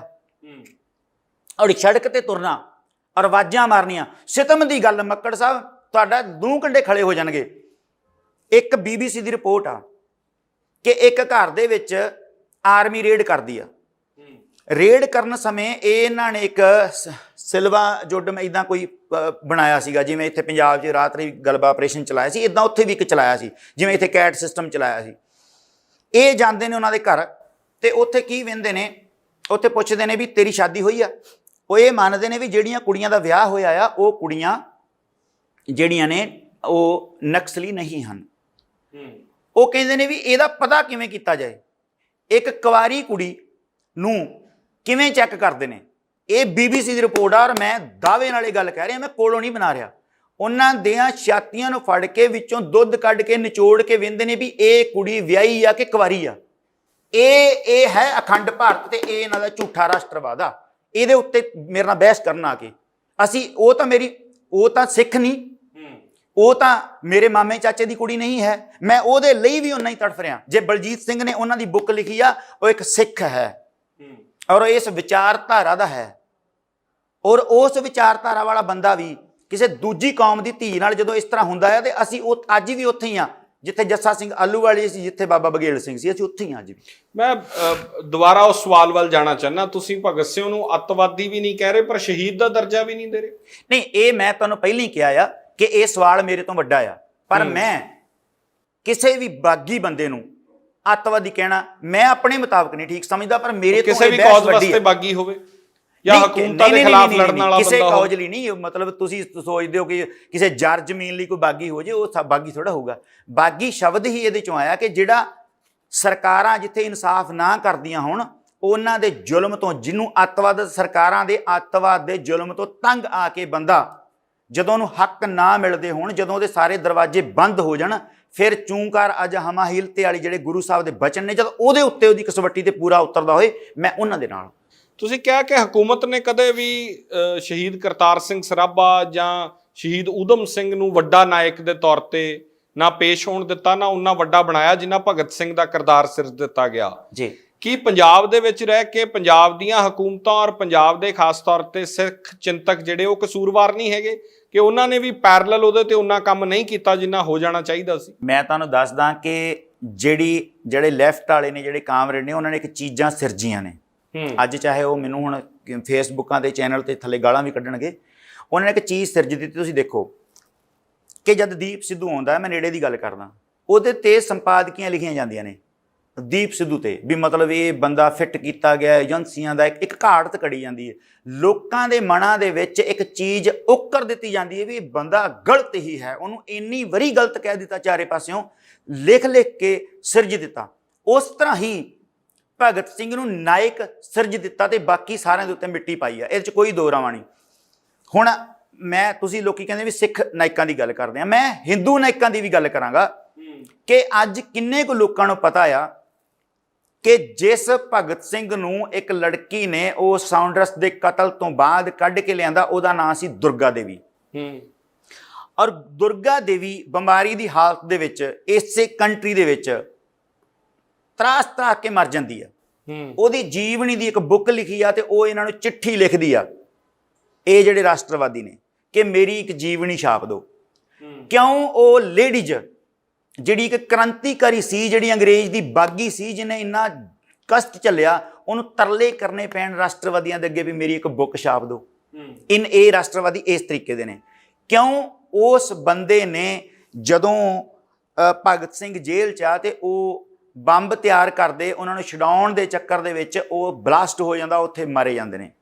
ਤੁਸੀਂ ਮੈਨੂੰ ਦੱਸੋ ਕਿ ਕਿੰਨੀਆਂ ਕੁ ਸੰਸਦ ਦੇ ਵਿੱਚ ਚੰਦਰ ਸ਼ੇਖਰ ਆਜ਼ਾਦ ਦੀਆਂ ਫੋਟੋਆਂ ਲੱਗੀਆਂ ਨੇ, ਕਿੰਨੀਆਂ ਕੁ ਰਾਜਗੁਰੂ ਦੀਆਂ ਲੱਗੀਆਂ ਨੇ, ਕਿੰਨੀਆਂ ਕੁ ਬੀਕੇ ਦੱਤ ਦੀਆਂ ਲੱਗੀਆਂ ਨੇ। ਮੈਂ ਇਹ ਕਹਿਣਾ ਵੀ ਇੱਕ ਗਾਇਕ ਨੇ ਜਦੋਂ ਇਹ ਲਾਈਨਾਂ ਪੜ੍ਹੀਆਂ ਹੋਣਗੀਆਂ, ਉਹਨੇ ਇਤਿਹਾਸ ਨੂੰ ਝੰਜੋੜ ਕੇ ਰੱਖ ਦਿੱਤਾ, ਤੇ ਵੱਡੇ ਵੱਡੇ ਜਿਹੜੇ ਇਤਿਹਾਸਕਾਰ ਸਨ ਉਹਨਾਂ ਨੂੰ ਮਜਬੂਰ ਹੋ ਗਏ ਇਤਿਹਾਸ ਦੀ ਖੋਜ ਕਰਨ ਲਈ। ਜਦੋਂ ਉਹਨੇ ਇਹ ਗੱਲ ਕਹੀ ਕਿ ਭਗਤ ਸਿੰਘ ਆ ਗਿਆ, ਸਰਾਭਾ ਕਿੱਥੇ ਰਹਿ ਗਿਆ, ਇਹ ਗੱਲ ਬੱਬੂ ਮਾਨ ਨੇ ਲਿਖਿਆ ਇਹ ਗੱਲ, ਹਾਂਜੀ ਉਹਨੇ ਗਾਈ। ਇਹ ਗੱਲ ਇਹਨਾਂ ਨੂੰ ਗਵਾਰਾ ਨਹੀਂ ਹੋਈ ਕਿ ਭਗਤ ਸਿੰਘ ਤਾਂ ਆ ਗਿਆ ਆ, ਸਰਾਭੇ ਨੂੰ ਕਿੱਥੇ ਛੱਡ ਕੇ ਆਏ ਹੋ, ਕਿਹੜੀ ਮਿੱਟੀ ਥੱਲੇ ਦਫਨ ਕਰਕੇ ਆਏ ਹੋ ਉਹਨਾਂ ਸ਼ਹੀਦਾਂ ਨੂੰ? ਇਹ ਸਵਾਲ ਸੀਗਾ, ਔਰ ਇਹ ਸਵਾਲ ਤਾਂ ਹੈ ਕਿ ਇਹਨਾਂ ਨੇ ਇੰਡੀਵਿਜੂਅਲ ਨੂੰ ਵੱਡਾ ਕਰਕੇ ਜੋ ਸਿਆਸਤ ਦੇਸ਼ ਦੇ ਵਿੱਚ ਸਿਰਜੀ ਗਈ, ਸ਼ਿਵਾਜੀ ਮਰਾਠਾ ਤੋਂ ਲੈ ਕੇ ਸਵਰਕਰ ਤੱਕ ਨਾਇਕ ਬਣਾ ਕੇ ਤੇ ਉਹਦੇ ਤੇ ਸਿਆਸਤ ਹੁੰਦੀ ਰਹੀ ਹੈ ਦੇਸ਼ ਦੇ ਵਿੱਚ, ਕੀ ਪੰਜਾਬ ਨੂੰ ਕੋਈ ਐਸੇ ਇੱਕ ਨਾਇਕ ਦੀ ਹੁਣ ਲੋੜ ਮਹਿਸੂਸ ਹੋਈ ਜਾ ਕੇ ਕਿ ਅੱਜ ਭਗਤ ਸਿੰਘ ਤੇ ਚਰਚਾ ਹੋ ਰਹੀ ਹੈ, ਜਦੋਂ ਆਮ ਆਦਮੀ ਪਾਰਟੀ ਕਹਿੰਦੀ ਹੈ ਕਿ ਉਹ ਸਾਡਾ ਨਾਇਕ ਸੀਗਾ? ਕਿ ਜਿਹੜੇ ਤੁਸੀਂ ਖਾਲਸਾ ਰਾਜ ਦੀ ਗੱਲ ਕਰ ਰਹੇ ਹੋ ਔਰ ਤੁਸੀਂ ਕਹਿੰਦੇ ਹੋ ਕਿ ਉਸ ਰਾਜ ਦੇ ਵਿੱਚ ਗੁਰੂ ਨਾਨਕ ਦੀ ਫਿਲਾਸਫੀ ਸਰਵਉੱਚਮ ਹੈ, ਉਸ ਤੋਂ ਬਾਅਦ ਕਿਸੇ ਹੋਰ ਇੰਡੀਵਿਜੂਅਲ ਨੂੰ ਨਾਇਕ ਦੇ ਤੌਰ ਤੇ ਵੱਡਾ ਬਣਾ ਕੇ ਪੇਸ਼ ਕਰਨ ਦੀ ਲੋੜ ਮਹਿਸੂਸ ਹੈਗੀ ਹੈ ਕੋਈ ਤੁਹਾਨੂੰ? ਨਹੀਂ, ਮੈਨੂੰ ਨਹੀਂ ਲੋੜ ਹੈਗੀ, ਸਾਨੂੰ ਨਹੀਂ ਲੋੜ ਹੈਗੀ। ਮੈਂ ਕਹਿੰਦਾ ਉਹਨਾਂ ਨੇ ਲੋੜ ਮਹਿਸੂਸ ਕੀਤੀ। ਤਕਲੀਫ ਕਿਉਂ ਹੈ ਕਿਸ ਚੀਜ਼ ਦੀ? ਜੇ ਫਿਰ ਭਗਤ ਸਿੰਘ ਦੇ ਵੱਡੇ ਹੋਣ ਨਾਲ ਤਕਲੀਫ ਕਿਉਂ ਹੈ? ਭਗਤ ਸਿੰਘ ਦੀ ਵਿਚਾਰਧਾਰਾ ਨੂੰ ਵੱਡੇ ਕਰਕੇ ਜਿਹੜੀ ਅਸਲ ਵਿਚਾਰਧਾਰਾ ਸੀ ਉਹਨੂੰ ਪਾਸੇ ਕਰਨ ਦੀ ਖਿੱਚ ਹੈ ਇੱਕ ਸਾਡੇ ਵਿੱਚ, ਕਿ ਕਿਉਂ ਇਹ ਹੋ ਰਿਹਾ ਆ। ਜਦ ਤੁਸੀਂ ਦੋਨੋਂ ਬੰਦੇ ਫਾਂਸੀ ਚੜ੍ਹਦੇ ਹੋ, ਦੋਨੋਂ ਬੰਦੇ ਇਕੱਠੇ ਫਾਂਸੀ ਵੀ ਚੜ੍ਹਦੇ ਹੋ, ਜਿਹੜੇ 3 ਫਾਂਸੀ ਚੜੇ ਹਨ ਦੂਜੇ ਕਿੱਥੇ ਨੇ? ਕਿਉਂਕਿ ਉਹਨਾਂ ਨੇ ਕੁਝ ਲਿਖਿਆ ਨਹੀਂ, ਉਹਨਾਂ ਦੀ ਕੋਈ ਵਿਚਾਰਧਾਰਾ ਨਹੀਂ ਸੀ ਹੈਗੀ, ਉਹ ਤਾਂ ਸਿਰਫ ਇੱਕ ਜਜ਼ਬੇ ਚੋਂ ਆ ਕੇ ਤੇ ਉਹ ਫਾਂਸੀ ਚੜ ਗਏ। ਭਗਤ ਸਿੰਘ ਇੱਕ ਵਿਚਾਰਧਾਰਾ ਸੀਗੀ, ਭਗਤ ਸਿੰਘ ਨੇ ਇੱਕ ਵਿਚਾਰਧਾਰਾ ਦੇ ਨਾਲ ਸਾਂਝ ਪਾਈ।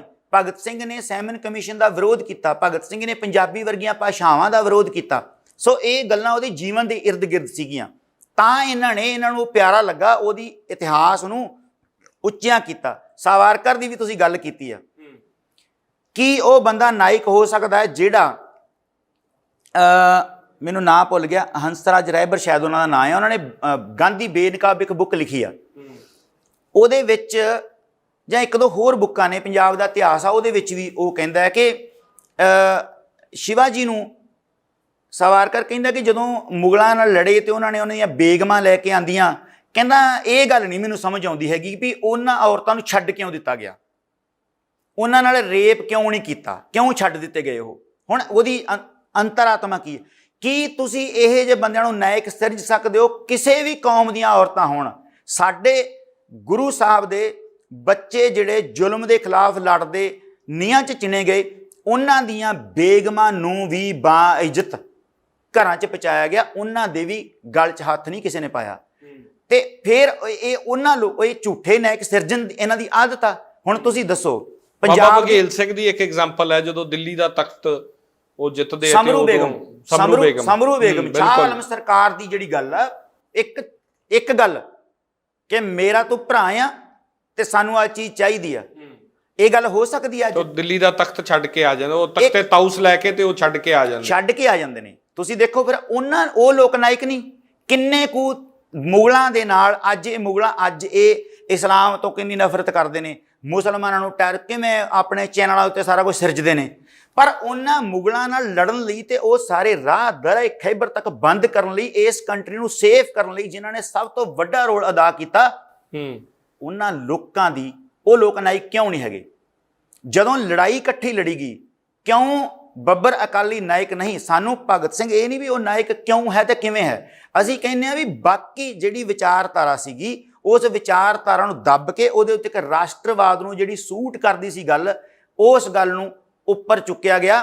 ਤੇ ਜਿਹੜੇ ਹੁਣ ਇੱਥੇ ਦੋ ਸਵਾਲ ਨੇ, ਇੱਕ ਤਾਂ ਗਾਂਧੀ ਆ, ਇੱਕ ਭਗਤ ਸਿੰਘ ਆ, ਇੱਕ ਵਿਚਾਰਧਾਰਾ ਗਾਂਧੀ ਦੀ ਆ, ਇੱਕ ਵਿਚਾਰਧਾਰਾ ਭਗਤ ਸਿੰਘ ਦੀ ਆ, ਤੇ ਦੋਨੇ ਹੀ ਰਾਸ਼ਟਰਵਾਦੀ ਨੇ। ਹੁਣ ਸੁਣ ਲਓ ਗੱਲ, ਦੋਨਾਂ ਦੇ ਪੈਰੋਕਾਰ ਜਿਹੜੇ ਨੇ, ਦੋਨਾਂ ਦੇ ਪੈਰੋਕਾਰ ਰਾਸ਼ਟਰਵਾਦੀ ਨੇ, ਪਰ ਭਗਤ ਸਿੰਘ ਨੂੰ ਅੰਗਰੇਜ਼ ਫਾਂਸੀ ਚੜਾ ਦਿੰਦੇ ਨੇ ਤੇ ਗਾਂਧੀ ਨੂੰ RSS ਵਾਲੇ ਮਾਰ ਦਿੰਦੇ ਨੇ। ਹੁਣ ਇਹਨਾਂ ਦੇ ਵਿੱਚ ਨਖੇੜਾ ਕੌਣ ਕਰੂਗਾ ਵੀ ਰਾਸ਼ਟਰਵਾਦੀ ਕੌਣ ਸੀ? ਵੱਡਾ ਕੌਣ ਹੈ? ਸ਼ਹੀਦ ਭਗਤ ਸਿੰਘ ਆ, ਠੀਕ ਹੈ, ਤੇ ਦੂਜਾ ਮਹਾਤਮਾ ਗਾਂਧੀ ਆ, ਤੇ ਉਹਨੂੰ ਅੰਗਰੇਜ਼ ਫਾਂਸੀ ਚੜਾ ਦਿੰਦੇ ਨੇ। ਤੇ ਇਸ ਬੰਦੇ ਨੂੰ ਇਹਨਾਂ ਦਾ ਹੀ ਬੰਦਾ ਮਾਰ ਕੇ ਮਾਣ ਮਹਿਸੂਸ ਕਰਦਾ ਤੇ ਫਾਂਸੀ ਚੜਦਾ ਆ। ਹੁਣ ਇਹਨਾਂ ਦੋਨਾਂ ਚੋਂ ਇਹਨਾਂ ਨੇ ਫੈਸਲਾ ਕਰਨਾ ਆ। ਤੇ ਅੱਜ ਤੱਕ ਮੈਂ ਕੱਲ ਪਰਸੋਂ 5 ਕੁ ਦਿਨਾਂ ਦੀ ਗੱਲ ਹੈ, ਹਰਿਆਣੇ ਦੇ ਵਿੱਚ ਇੱਕ ਇੰਸਪੈਕਟਰ ਜਿਹੜਾ ਜਾਂ DSP ਦਾ ਕਤਲ ਹੋ ਜਾਂਦਾ ਆ, ਉਹਦੇ ਉੱਤੇ ਹਰਿਆਣਾ ਸਟੇਟ ਉਹਨੂੰ ਸ਼ਹੀਦੀ ਦਾ ਦਰਜਾ ਦਿੰਦੀ ਆ। ਹੁਣ ਇੱਕ DSP ਜਿਹੜਾ ਆ, ਕਿਸੇ ਲੜਾਈ ਦੇ ਵਿੱਚ ਜਿੱਥੇ ਖਨਨ, ਜਿਹਨੂੰ ਆਪਾਂ ਕਹਿੰਦੇ ਆ ਰੇਤਾਂ ਦੀਆਂ ਖੱਡਾਂ, ਮਾਈਨਿੰਗ, ਉੱਥੇ ਉਹ ਮਾਰਿਆ ਜਾਂਦਾ ਆ ਤੇ ਉਹਨੂੰ ਦਿੰਦੇ ਨੇ ਸ਼ਹੀਦੀ ਦਾ ਦਰਜਾ। ਤੇ ਹਰਿਆਣਾ ਵਿਧਾਨ ਸਭਾ 'ਚ ਸ਼ਹੀਦੀ ਦਾ ਦਰਜਾ ਭਗਤ ਸਿੰਘ ਨੂੰ ਕਦੋਂ ਦੇਣਾ ਇਹਨਾਂ ਨੇ? ਮਸਲਾ ਇਹ ਆ ਕਿ ਇਹ ਝੂਠੇ ਰਾਸ਼ਟਰਵਾਦ ਦੇ ਨਾਇਕਾਂ ਨੂੰ ਉਸਾਰ ਤਾਂ ਰਹੇ ਨੇ, ਪਰ ਦਿਲੋਂ ਉਹਨਾਂ ਦੀ ਰਿਸਪੈਕਟ ਨਹੀਂ ਕਰਦੇ ਹੈਗੇ। ਇੱਕ ਗੱਲ ਚੰਨਨ ਸਿੰਘ ਨੂੰ ਲੈ ਕੇ ਵੀ ਹੋਈ ਕਿ ਜਿਵੇਂ ਮਾਨ ਸਾਹਿਬ ਨੇ ਕਿਹਾ ਕਿ ਚੰਨਨ ਸਿੰਘ ਨੂੰ ਮਾਰ ਦਿੱਤਾ, ਅੰਮ੍ਰਿਤਧਾਰੀ ਸਿੰਘ ਮਾਰ ਦਿੱਤਾ।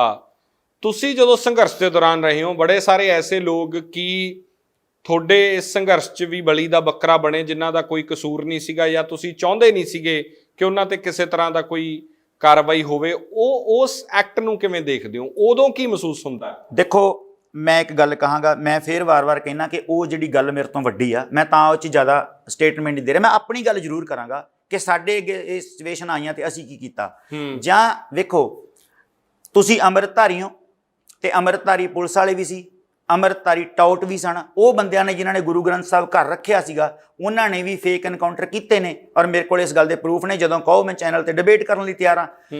ਮਸਲਾ ਇੱਥੇ ਇਹ ਨਹੀਂ ਵੀ ਅੰਮ੍ਰਿਤਧਾਰੀ ਕੋਈ ਹੈ, ਗੱਲ ਤਾਂ ਉਸ ਸੋਚ ਦੀ ਆ ਕਿ ਬੰਦਾ ਸੋਚ ਕੀ ਰਿਹਾ ਆ। ਜੇ ਇੱਕ ਦਰਬਾਰ ਸਾਹਿਬ ਤੇ ਹਮਲੇ ਤੋਂ ਬਾਅਦ ਕੁਝ ਬੰਦੇ ਘਰਾਂ 'ਚੋਂ ਬਾਗੀ ਹੋਏ ਨੇ, ਤਾਂ ਉਹਨਾਂ ਬਾਗੀਆਂ ਨੂੰ ਜੱਫੇ ਮਾਰ ਕੇ ਤੁਸੀਂ ਸਟੇਟ ਦੇ ਹਵਾਲੇ ਕਰਦੇ ਹੋ ਤਾਂ ਫਿਰ ਤੁਹਾਨੂੰ ਕਿਵੇਂ ਬਖਸ਼ਿਆ ਜਾ ਸਕਦਾ ਹੈ? ਤੁਸੀਂ ਉਸ ਮਸ਼ੀਨਰੀ ਦੇ ਹੱਥ ਠੋਕੇ ਨਹੀਂ, ਤੁਸੀਂ ਸੰਦ ਨਹੀਂ ਉਸ ਰਾਜ ਦੇ। ਇਸ ਕਰਕੇ ਜਾਂ ਤਾਂ ਤੁਸੀਂ ਉੱਥੇ ਫਿਰ ਉਹ ਫੜੇ ਜਾਓ ਤੇ ਗਨ ਆਪਣੀ ਸੁੱਟ ਦਿਓ ਤੇ ਉੱਥੇ ਰੈਸਟ ਹੋ ਜਾਓ, ਤਾਂ ਇਹ ਕਹੋ ਕਿ ਅੰਮ੍ਰਿਤਧਾਰੀ ਬੰਦੇ ਨੇ ਮੈਨੂੰ ਜੱਫਾ ਮਾਰ ਲਿਆ। ਅੰਮ੍ਰਿਤਧਾਰੀ ਨੂੰ ਨਹੀਂ ਇਸ ਗੱਲ ਦਾ ਪਤਾ ਵੀ ਮੈਂ ਬਾਗੀ ਨੂੰ ਜੱਫਾ ਪਾਉਣ ਡਿਆ। ਅੰਮ੍ਰਿਤਧਾਰੀ ਨੂੰ ਵੀ ਸੋਚਣਾ ਚਾਹੀਦਾ ਕਿ ਸਟੇਟ ਦੇ ਜਿਹੜੇ ਅਸੀਂ ਪੁਰਜੇ ਹਾਂ, ਅਸੀਂ ਸਟੇਟ ਦੀ ਮਦਦ ਕਰ ਰਹੇ ਹਾਂ, ਤਾਂ ਉਹਨਾਂ ਨਾਲ ਫਿਰ ਇਹ ਬਾਗੀ ਨਹੀਂ ਇਹ ਗੱਲ ਸੋਚਦਾ ਵੀ ਮੈਨੂੰ ਕੋਈ ਜੱਫਾ ਪਾਵੇ ਮਗਰੋਂ ਆ ਕੇ। ਫਿਰ ਇਹਦਾ ਮਤਲਬ ਇਹ ਆ ਕਿ ਉਹ ਬੰਦਾ ਜਿਹੜਾ ਆ ਉਹ ਸਟੇਟ ਦੀ ਮਸ਼ੀਨਰੀ ਦਾ ਇੱਕ ਵੱਡਾ ਪੁਰਜਾ ਹੈ ਤੇ ਉਹ ਸਮਝਦਾ ਹੈ ਵੀ ਇਹ ਅੱਤਵਾਦੀ ਨੇ ਤਾਂ ਹੀ ਜੱਫਾ ਮਾਰ ਦੇਣਾ। ਆਖਰੀ ਸਵਾਲ ਹੈ ਮੇਰਾ ਤੁਹਾਨੂੰ ਲੱਗਦਾ ਹੈ ਕਿ ਜਿਸ ਤਰ੍ਹਾਂ ਮਾਨ ਸਾਹਿਬ ਦੀ ਇਹ ਸਟੇਟਮੈਂਟ ਸੀ ਕਿ ਅਰੂੜ ਸਿੰਘ ਹੋਣਾ ਨੇ ਸਰੋਪਾ ਇਸ ਕਰਕੇ ਦਿੱਤਾ ਕਿ ਉਹ ਸ਼ਾਂਤ ਕਰਨਾ ਚਾਹੁੰਦੇ ਸੀ, ਤੇ ਜੇ ਇੰਦਰਾ ਗਾਂਧੀ ਨੂੰ ਸਰੋਪਾ ਦੇ ਦਿੱਤਾ ਜਾਂਦਾ ਅਕਾਲ ਤਖਤ ਸਾਹਿਬ ਤੇ ਤਾਂ ਸ਼ਾਇਦ ਕਦੇ 84 ਨਾ ਵਾਪਰਦਾ? ਅਸਲ 'ਚ ਇਸ ਗੱਲ ਨੂੰ ਨਾ ਬਹੁਤ ਹੁਣ ਮੈਂ ਤੁਹਾਨੂੰ ਦੱਸਾਂ ਵੀ ਮਾਨ ਸਾਹਿਬ ਵੀ ਖੋਲ੍ਹ ਕੇ ਦੱਸ ਸਕਦੇ ਨੇ ਕਿ ਉਹਨਾਂ ਦੀ ਮਨਸ਼ਾ ਕੀ ਸੀ। ਜੋ ਮੈਨੂੰ ਲੱਗਦਾ ਇਸ ਬਿਆਨ ਦੇ ਵਿੱਚ ਉਹ ਇੰਜ ਹੈ ਕਿ ਇਹਦੇ ਵਿੱਚ ਅਕਾਲੀ ਲੀਡਰਾਂ ਦੀ ਬੜੀ ਵੱਡੀ ਭੂਮਿਕਾ ਰਹੀ ਆ। ਦਰਬਾਰ ਸਾਹਿਬ ਤੇ ਹਮਲੇ ਦੇ ਵਿੱਚ ਬਹੁਤ ਵੱਡੀ ਭੂਮਿਕਾ ਰਹੀ ਆ ਕਿ ਉਹਨਾਂ ਨੇ ਕਿਵੇਂ ਸੰਤਾਂ ਨੂੰ ਉੱਥੇ ਪੇਸ਼ ਕੀਤਾ ਖਲਨਾਇਕ ਦੇ ਰੂਪ ਵਿੱਚ, ਕਿਵੇਂ ਉਹਨਾਂ ਨੇ ਕਿਹਾ ਵੀ ਦਰਬਾਰ ਸਾਹਿਬ ਤੇ ਹਮਲਾ ਹੀ ਇੱਕੋ ਇੱਕ ਰਾਹ ਆ।